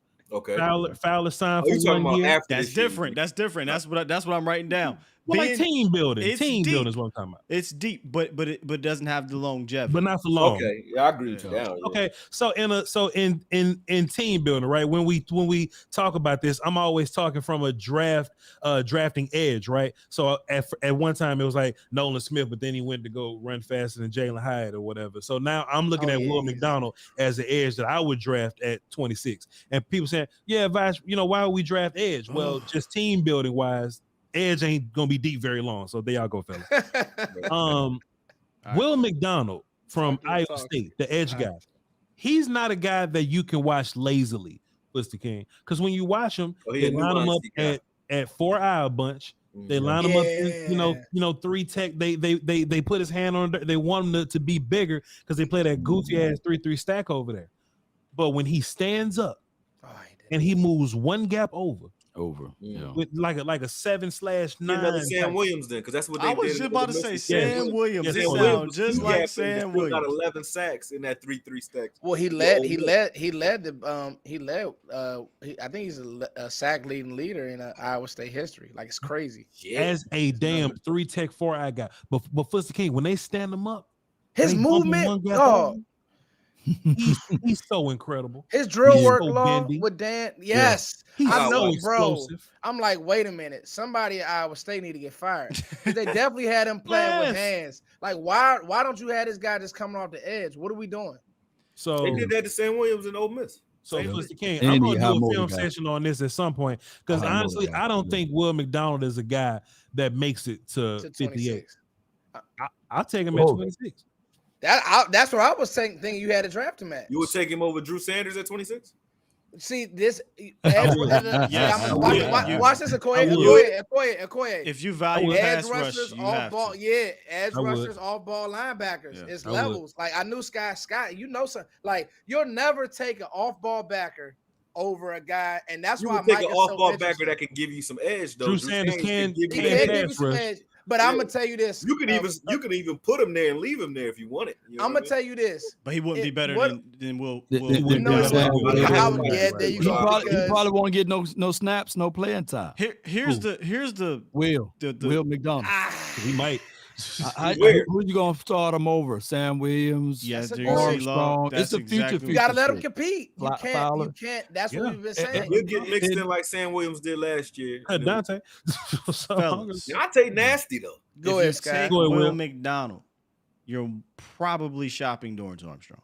Like there's just no way you're taking a first round defensive end and he's going to sit behind Dorrance Armstrong. You're not. You got Sam Williams, second round pick. But just think about this for a second. Forget the team building prospect. Just think about the future if you did draft him. Mm-hmm. Sam Williams, Will McDonald, and Michael Parsons is fucking crazy. That's what I'm saying. That's what I'm saying. It's fucking crazy. Like, so, when you watch him, Voch made a great point how they played him in that 4-eye. They played him in that 4-eye, and they got him playing to run so much. I'm like, dog. Like, that's why find somebody else to do I don't even need to let watch him him go hit the quarterback. Once you say that, if a guy's still productive, you say he was all-time leader in Iowa history. Yeah. When I was watching Sam Williams, I knew he was going to be good because I'm like, how you get 11.5 sacks? Yeah. You're getting 11.5 sacks and you taking on double teams as a 270-pound defensive end. But the difference is McDonald only like 240 though. He's not as big as Sam to be doing that. So that just means he got to be freakishly strong if he's able to do that. And so, and still play on the edge too. That's just crazy. So I'm excited to look at this film though. So fellas, this reminds me of the Saints pick a couple of years ago when Marcus Davenport was drafted, and everybody like, whoa, how the hell this? He was overdrafted. Yeah. So question, fellas. Y'all know how we look at Chauncey Golston, right? Chauncey's technically a defensive end, but he's like a rundown guy. So we just look at him as a run down. Yeah. He a 3-tech now. Yeah, he's 3-tech now. So look. My whole point though, right? Even when he was an edge guy, I looked at him as you're a run defense guy. I'm not looking at Chauncey to be like a pass rusher for me. You know what I'm saying? Have we gotten to the point in D-Law's career where he's one of those guys? Yeah. Oh yeah, he's a run guy for sure. That gives you some pressure. Yeah. So when we go into end game packages, right? For everybody listening that don't know how what I mean when I say end game is when they leave all the ends out there. They put D-Law 3-tech, they do all that kind of shit, right? When D-Law is out there, right? He's not one of your most effective pass rushers or whatever. We'll just kind of say that or whatever. But he's necessary. I don't think he want like so he beat the shot at the Giants and got them 3 sacks or whatever. But he ain't really gave me much else in the pass rush department, right? Not your explosive pass rusher, but sure. So when we was talking, so Will Anderson, yes he has to be on the team. For when we talk about Will McDonald being on this team, where would he play? I wouldn't mind down situations like pass rush situations, bro. I ain't getting much from D-Law. Iowa State, yeah. Put him in right there and just. But at 26 is the point. Like that's you're right. You're right. Third round. 26 is a future guy. Sky got an issue. At 26, you should play. You said on pass rush downs, you're sitting D-Law. Is that what you said? I'm saying like if I can't get Will McDonald on the field, I don't mind sitting D-Law to get a better bendier pass rush on the field for him. What I'm saying, you wouldn't slide him inside. So if my end game would be if my end game is Will, Micah, Sam, what's his face that we just signed? Oh boy, Fowler, and what's the name? Right? Like why not take Why not take D-Law's fit? Hold on. And they just picked up Tech McKinley too. Wait. That's one who D-Law need to watch out for. Yeah, McKinley gonna be in Cleveland or something. Hey, y'all done turn Sky up. Go ahead, Scott. Wait, who's playing inside then? Hey, Osa or something. They always do that. They always have one guy in the middle. No. You just named your four. Who of those four is playing inside? Like Osa or something. They always put Osa in there for some reason. I'm not. If I'm going to do the 4 defense and anything, and of course D-Law's not going to play it every time. Yeah. You're sliding D-Law inside and letting him beat the hell out of some guards in pass rush situations. Yeah, and Sam Williams. I mean, D-Law just leaves a lot to be desired in the pass rush department, whether we run a gap exchanges with him or whatever we end up doing with him. He's fantastic in gap exchange. For sure. But he ain't. He's not explosive. That's the problem. I would at least see what I got. In Sam and Will and Mike and Dante. That's all I'm saying. Hey, Voch, were you surprised? So I'll go on record. Last year I tweeted out I didn't like Sam Williams' bend doing drill work. When I saw Will's bend, dog, a whole different character. That's totally bro. Hey, Scott, he can like his bend. He's literally like a Ferrari, bro. It's crazy. I didn't see that on film. It's wild, bro. Like he's on film. Really, okay. But like that bend. I'm gonna send you an email. I'm gonna send you an email. Fuss, let me tell you how obsessive I was over Will Anderson. Go to patreon.com. I watched 11 games of him over 5 years, sir. I went back to 2019. Really? I went back to 2019. Like I was so obsessed. Will McDonald. Will McDonald. Will McDonald. Oh, I was about to say Anderson kind of tight in the hips. I ain't seen no bending. Will McDonald, Iowa State edge guy. I was so obsessed over that dude. I will send all y'all the email if you would like. That dude. Okay, so when you're at 4I, when you at the 5, sometimes you don't automatically get the edge, right? If you at 9 or something, then you automatically have that outside edge to then work. I would see Will Anderson. I keep doing this. Will McDonald. I keep saying Will McDonald so many times have to work 2 steps to get the edge, and the tackle will be in good position on him. He's still just 1.5 step. He already on that damn back hip just at the snap, and that's special. That's elite level shit. His motor crazy too. But you wouldn't know that if you just watching this film in passing and you see one game and you go, man, this motherfucker played 3 tech. He trash. They gonna move. They gonna bully his. All I saw was Will Anderson getting bullied. Well, he's not supposed to play 3 tech. Every time they stand him up and they bump him over, he whoop everybody ass, dog. Everybody ass. Film session coming. It's all good. Nah, I'm about to give you one too, because I gotta watch this guy now because I didn't know who he was. Yeah, I'm gonna do an inductive look at Will. I'll send some clips. We ain't doing nothing else. Let me ask y'all one more question. It's like we an hour 40 in. It's fantastic. 800 people watching live. Appreciate y'all. What was the most impactful signing? What was the biggest signing for this defense? Dono or Van Der Esch? What was most impactful? What was the biggest help? What was the biggest help there? Like just which one mattered more? Foot's the King first. I gotta go Dono. Tell me why. That's hard. Yeah, I mean, it is hard because the run game wasn't the same without Van Der Esch. I gotta give him that. But I'll say this about Dono. It also wasn't the same without Hankins. That's true. There you go. They kind of coincided. I'll say this. Donovan Wilson he's not a fake tough guy. He the real deal. We've wanted a gritty safety for a long time. He's the real deal. He's about that. He's trying to really knock your face off. Donovan Wilson. Law? Yeah, echoes that Donovan Wilson, man, 5 sacks last season and 2 forced fumbles, something like that. Nearly had a game winner against the Jacksonville Jaguars. The ball went right through his hands for the INT. So Leighton Van Der Esch, his depths per tackle was something like that crazy, bottom half of the league. So I think we can get better. Worst. It was the worst? Oh, yes. Wow. Yeah, I think we can get better at linebacker, y'all. Hey, to the LVE people, man, shout out to him. Great guy, but Dono was the big sign. So you drafting Drew Sanders, Law? I'm trying to I want Core before Drew, but yeah, give me Drew. You want Core before Drew? Core who? defensive tackle. Okay. Core. Yeah, Up front. I ain't know who that was. Sky. It's Donovan Wilson for me. This team plays 3 safeties, big nickel, too much to not value that third spot. And Donovan Wilson, I think, is more versatile. I quite frankly think he's the best player, and I don't think he relies on others as much as LVE does. Now, obviously, everybody needs everybody, right? It's right. What my guys say, Jameis Winston. Your ankle is the wrist of your hand, and all the crazy, like your neck bone connected to your hip bone. Like, look, I get it. Okay, everything connects. Yeah. However, and there you go. got some things that we're all like. Our body is so symmetrical. Like you got your wrist, what are your wrists on the bottom? I got the drop. You got your shoulders up top. What are your shoulders? Your hips. You know what I'm saying? You got your elbows. The shoulders. The elbows. You can see your hip bone. Your knees, right? Your knees. It's symmetrical, and you just symmetrical.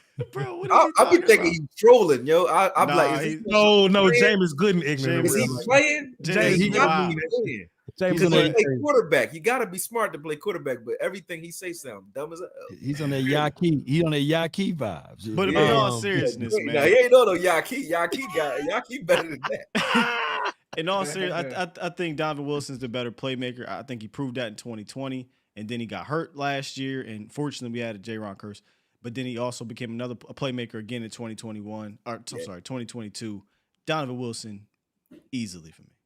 I know Koya ain't got nothing nice to say about Van Der Esch. Go ahead. No, actually, it's a little different. Like Van Der Esch showed me one game that made me shut up a little bit about him. That was the Tampa Bay game. Oh, Tampa. The Tampa Bay game in the playoffs. I liked how he played in that game. He was actually making plays. And I think we are so underwhelmed by LVE based off of what we wanted from him. Anything he does, we cheer. You know what I mean? But he's still not making sacks. He's not making impact plays. He doesn't change the tempo, and I don't think any offense is saying, "Man, we hope Van Der Esch is not out." You know what I mean? I don't care if it's a runner or not. Look out for that big ball. But nobody's like, "I hope Van Der Esch ain't in the gap." That 55 is hitting, man. Dono, you don't want to see Dono. You don't want to see Dono, so that's easy for me because if you look at the Tampa Bay game as well, Dono changed Goodwin's whole night with that first hit. Goodwin wasn't right the rest of the night. He wasn't. So Dono affects the game in the pass game deep because you can put him over the top. Sometimes he makes plays. You can put him 15 yards off the ball in that robber. He makes plays, and quarterbacks hate him too. So no matter where you put Dono, he's effective. And I will put him currently. I might sound crazy, but he's the third best defender on his team right now, and that's behind only Diggs and Micah. In my opinion. For me, I love it. Yeah, so I love Dono. It's easily Dono. But when you talk about impact, I wasn't afraid if we had to lose Dono because of Izzy McCollum. So listen. Oh yeah, this is my whole. I knew where you were going. You were a little evil with that because you want me to say it. We needed LVE to be here more so maybe than we needed. But see, that is because of depth, though, not because of level of play. Man, they said you forgot Gilly, man. I got where you was going. Like with LV, the reason why LVE's value show was, and look, no knock on LVE, but it was more to do with the lack of the depth. It wasn't that LVE was some spectacular player last year. I don't think that. True. I think he was a solid player, and his presence was missed because you didn't have anybody to fill his shoes, especially when Barr got hurt too. You had LVE and Barr hurt at the same damn time. So you had Damone Clark out there, my back, spinal, trying to figure things out as a rookie with no practice in preseason or training camp, and he got lost in the sauce a little bit. So LVE's value was higher because you didn't have the same depth. So player versus player, this ain't close. And I didn't expect us to have a big disagreement about this, but I was just more so wondering because it was some people that were saying, "Hey, why are we spending money on Dono? Why isn't Izzy the next Dono, or why isn't Marquise Bell just gonna come in and be Dono?" It's not like Dono has the JK role where he got to think, but Dono just tear shit up. He most effectively tears shit up, but you can find a dude to go tear shit up. So that's Marquise Bell probably was that guy. I was getting at. But Dono was smart. He didn't pull a Schultz and try he took the money. He said, "I'm gonna take that little 8 and I'm gonna walk away." I'm gonna take the 8 and walk. He wasn't trying to get the most money at the position. He took a team friendly deal, so that's why he's here. Yeah. Okay, cool. One last thing. I'm gonna get us up out of here. What do y'all think about the running back? Yeah. What do y'all think about the running back conversation, man? Drafting a running back. That's another hour. I was just about to say that, man. No, it's not. We can get over this in 5 minutes. No, we can't. Get through this in 5. Bro, come on now, dog. Come on, man. Come on, man. Foots. So me and you don't think Bijan gonna be there. I don't know why people talk about Bijan being. Bijan ain't gonna be there, but you love Gibbs. Yeah. So Foots, Gibbs or Drew Sanders, Gibbs or Will McDonald. Oh, you gonna do a man like that? Drew Sanders. So how about this? Foots, Gibbs or Drew Sanders? Jahmyr Gibbs. Yeah. Jahmyr Gibbs or John Michael Smith. Foots. Ooh. I'm about to get to this. I would probably have to go Gibbs, and I'm gonna tell you why. I'm about to get this money 5. I said it on Sky's show. He checks 2 boxes that, I mean, if you drafted Jahmyr Gibbs, you would be questioning starting Tony Pollard. I just think I believe him that much. You got to remember this. He led Alabama. We're not talking about Alabama State. We're talking about Alabama, SEC football, the top of the top, receiving and rushing. That's hard to do, dog. Like, he literally was the offense. So, again, if you telling me that you got a guy, he's not running dump offs or swings. He's literally running everything in the route tree well, and he's a good running back. It'll be tough not to draft him at 26 because if you don't and he goes somewhere and you say, "Nah, I could have," you're right. You know what I mean, Okoye? I'm saying, you can't draft him though. No, I would draft him. Not after franchising Tony Pollard. Because he's not gonna be Tony Pollard's not. It's the same argument I had versus Zay Flowers and Cooks. It's like anything you're gonna ask Gibbs to do, you're gonna have Tony do it.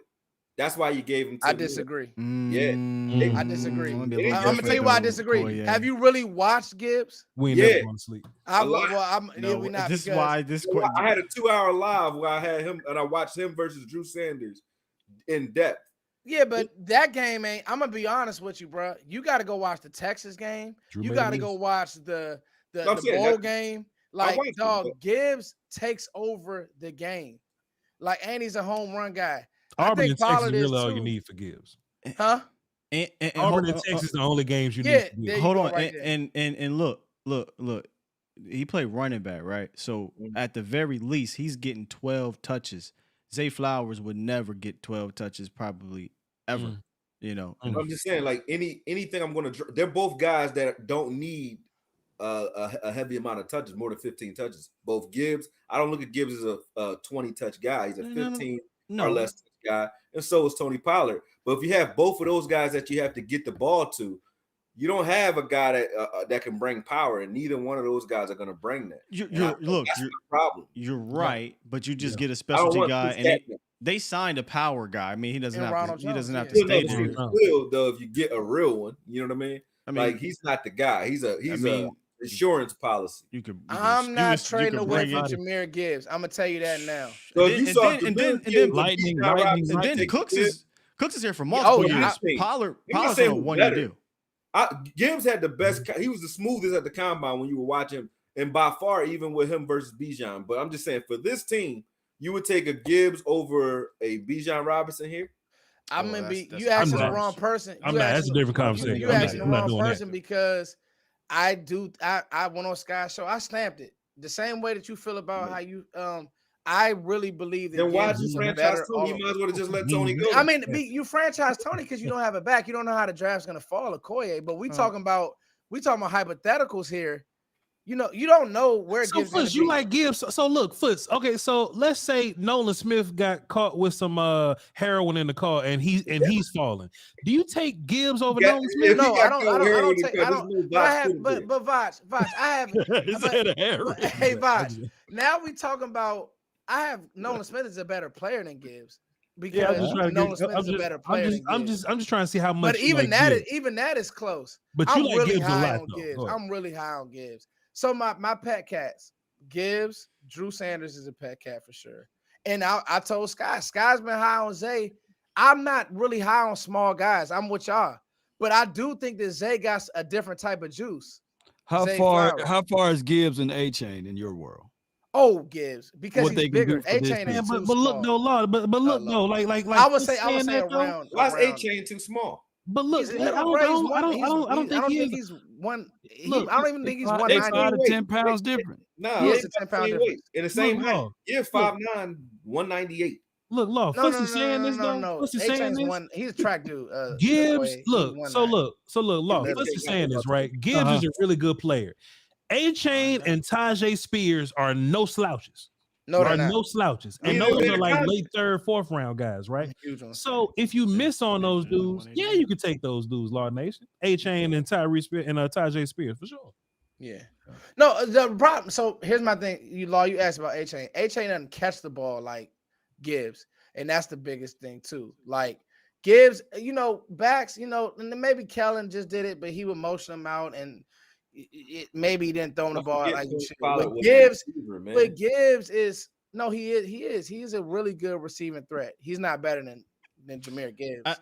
Is the question though? Because I think Jahmyr Gibbs had to do no jump balls in the back of no end zone like Tony was doing in college, man. He led Alabama in high pointing balls, and rushing. Look, that's different. He didn't get the ball though. He didn't get the ball. I think the consensus is Gibbs would be better than the A-Chain, but I think the real conversation is he so much better that you take a running back in round 1? That's where the conversation begins, because that's a good point. You know, the value of it. Is he so that much better that I can't just grab A-Chain? What, 3rd round? I don't know. I'm just throwing around it, as opposed to taking him in 1st round. Because that's really where the conversation starts. Running back round 1. That's what everybody talking about. Pace anyway, though. Right. Like at the end of the day, you want a guy that can bring power. We want to get a guy that either can do that. If you say Jones is that guy, short yardage, cool. You got a home run hitter already that's versatile in Tony Pollard, and you're paying him. And then the next one would be just a guy that could give you a little bit of both, like a Corum, or one of those little guys that just like can give you a little bit of both, but not have the same skill set as either of the other two. You know what I mean? So I look at it like, if you're going to run 3 anyway, you want 3, different. You want them to, you want them to complement each other, and honestly, I know a lot of people just scoffing at the Ronald Jones, but I urge you to go watch Ronald Jones film. Yeah, he's nice. Not you, but there's people that just real life be like, he's trash. I'm like, I'm telling you, he brings us different presence to this room. He doesn't have to be touch the ball 15. He can literally touch it 7 times and fine. Or you could say draft a guy and Ronald Jones will make the team, whatever. But the point is you got a guy that complements the room. And but you also got to take into account Tony Pollard might not be here next year. That's where I'm at. So why do you think that though? Because he's on a 1-year deal right now that he signed. Right. You think he's gonna ask for too much and price himself out? You mean? Well, I don't. Me personally, I don't think the Cowboys are in the market for paying running backs anymore after the Ezekiel. They learn their lesson. Yep. Yeah, you're right about that. Yeah. I mean, so they might pay him if he's willing to pay for $6 million. But do y'all remember prime Alvin Kamara? Like when he was just like when Sean. He's only better than that already. No, I'm talking about that's what Gibbs gives you. Sure, but let me use the you think Tony Pollard is better than prime? Let me use the Okoye. He had Ingram with him, so you gonna have to pair an Ingram with Gibbs. Give him Kendre Miller. Yeah. I'll take a Kendre It wasn't lightning. It was I'll take a Kendre Miller. We got lightning. Right. And I feel what you're saying, Sky, with Rojo. Yeah, he's that gonna be that guy. But I look at Rojo. I think that he's still a little bit more lightning than Thunder. Shit. No. Go watch Rojo. Boy, that motherfucker run like he run like he on probation and he got to get to the crib. Y'all getting him more of a Thunder guy?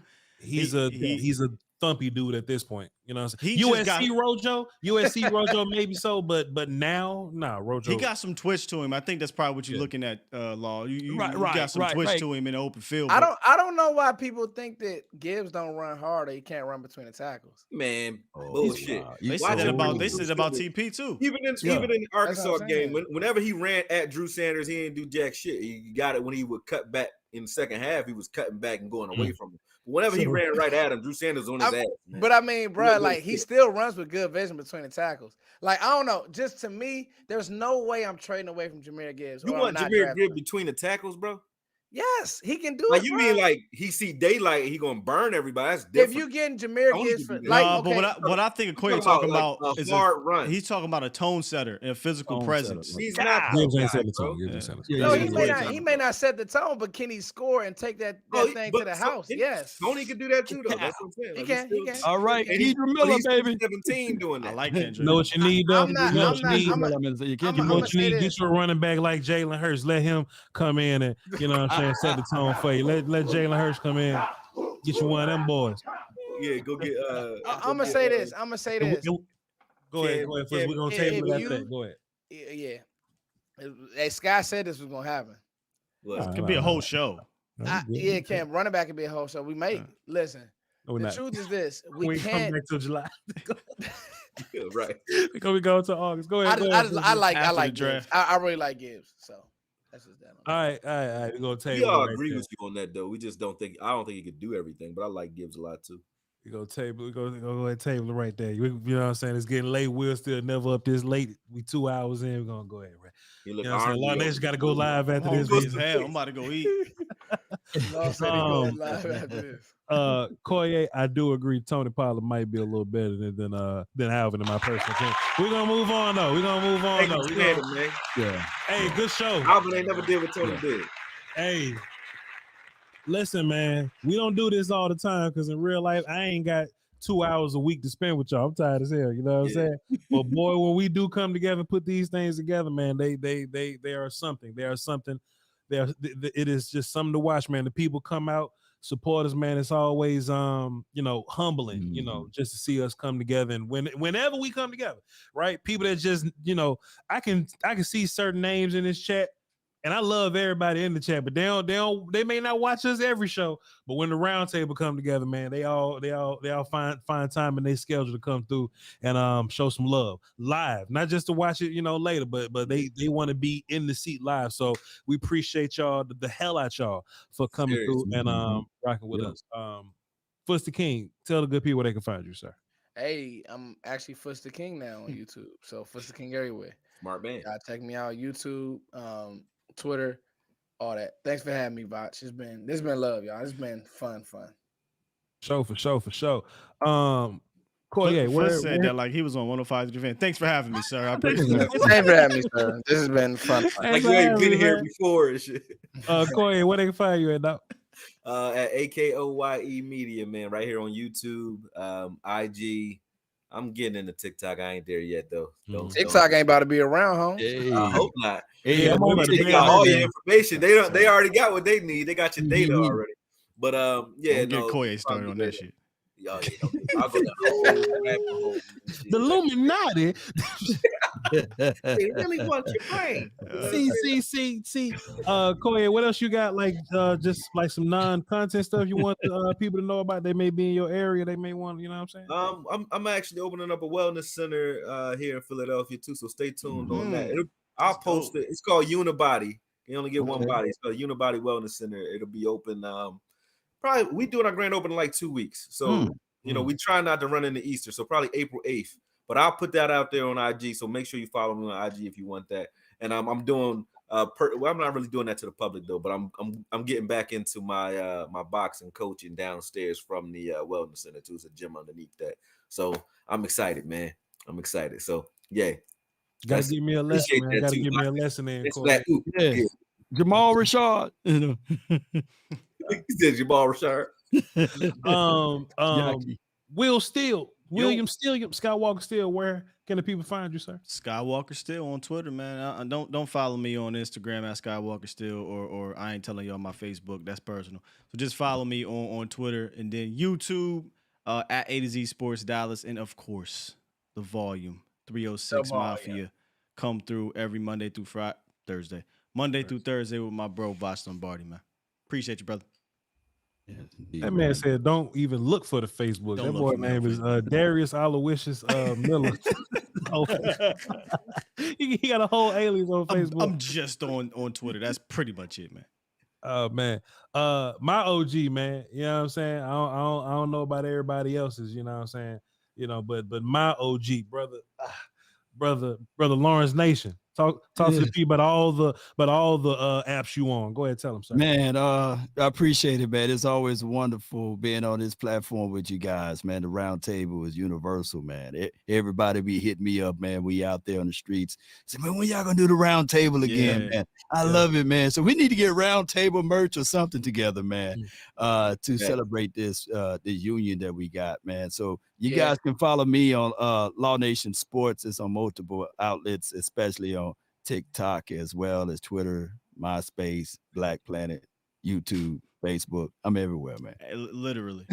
Literally. Yeah. I'm in the ether, man. 100%. And look, if one of us win, all of us win. Law Nation about to hit 100,000 subs, bro, on YouTube. Appreciate it, man. You know, just hey, man. That's just, crazy, man. That's madness. That'd be the first in our world. In our world, yeah. That 100K. So hey, man, what's coming? Appreciate it, man. We're gonna celebrate. Yes. Yeah. You know what I'm saying? Celebrate, pull up to that live stream. And of course, I'm Voch Lombardi, man. Appreciate y'all for being here and tapping in with us. You know, it feels like yesterday, you know, me and Law was doing. I was like, man, Law, you cool with Twisted King to come do a show with us, man? And I was like, hey man, this Koye character that just did this Dance Bryan video. Y'all want to bring him on and see what he's talking about? You know what I'm saying? Then last year, I mean, it feels like 2 years ago, however long it was. Like, hey man, Will, hey hey man,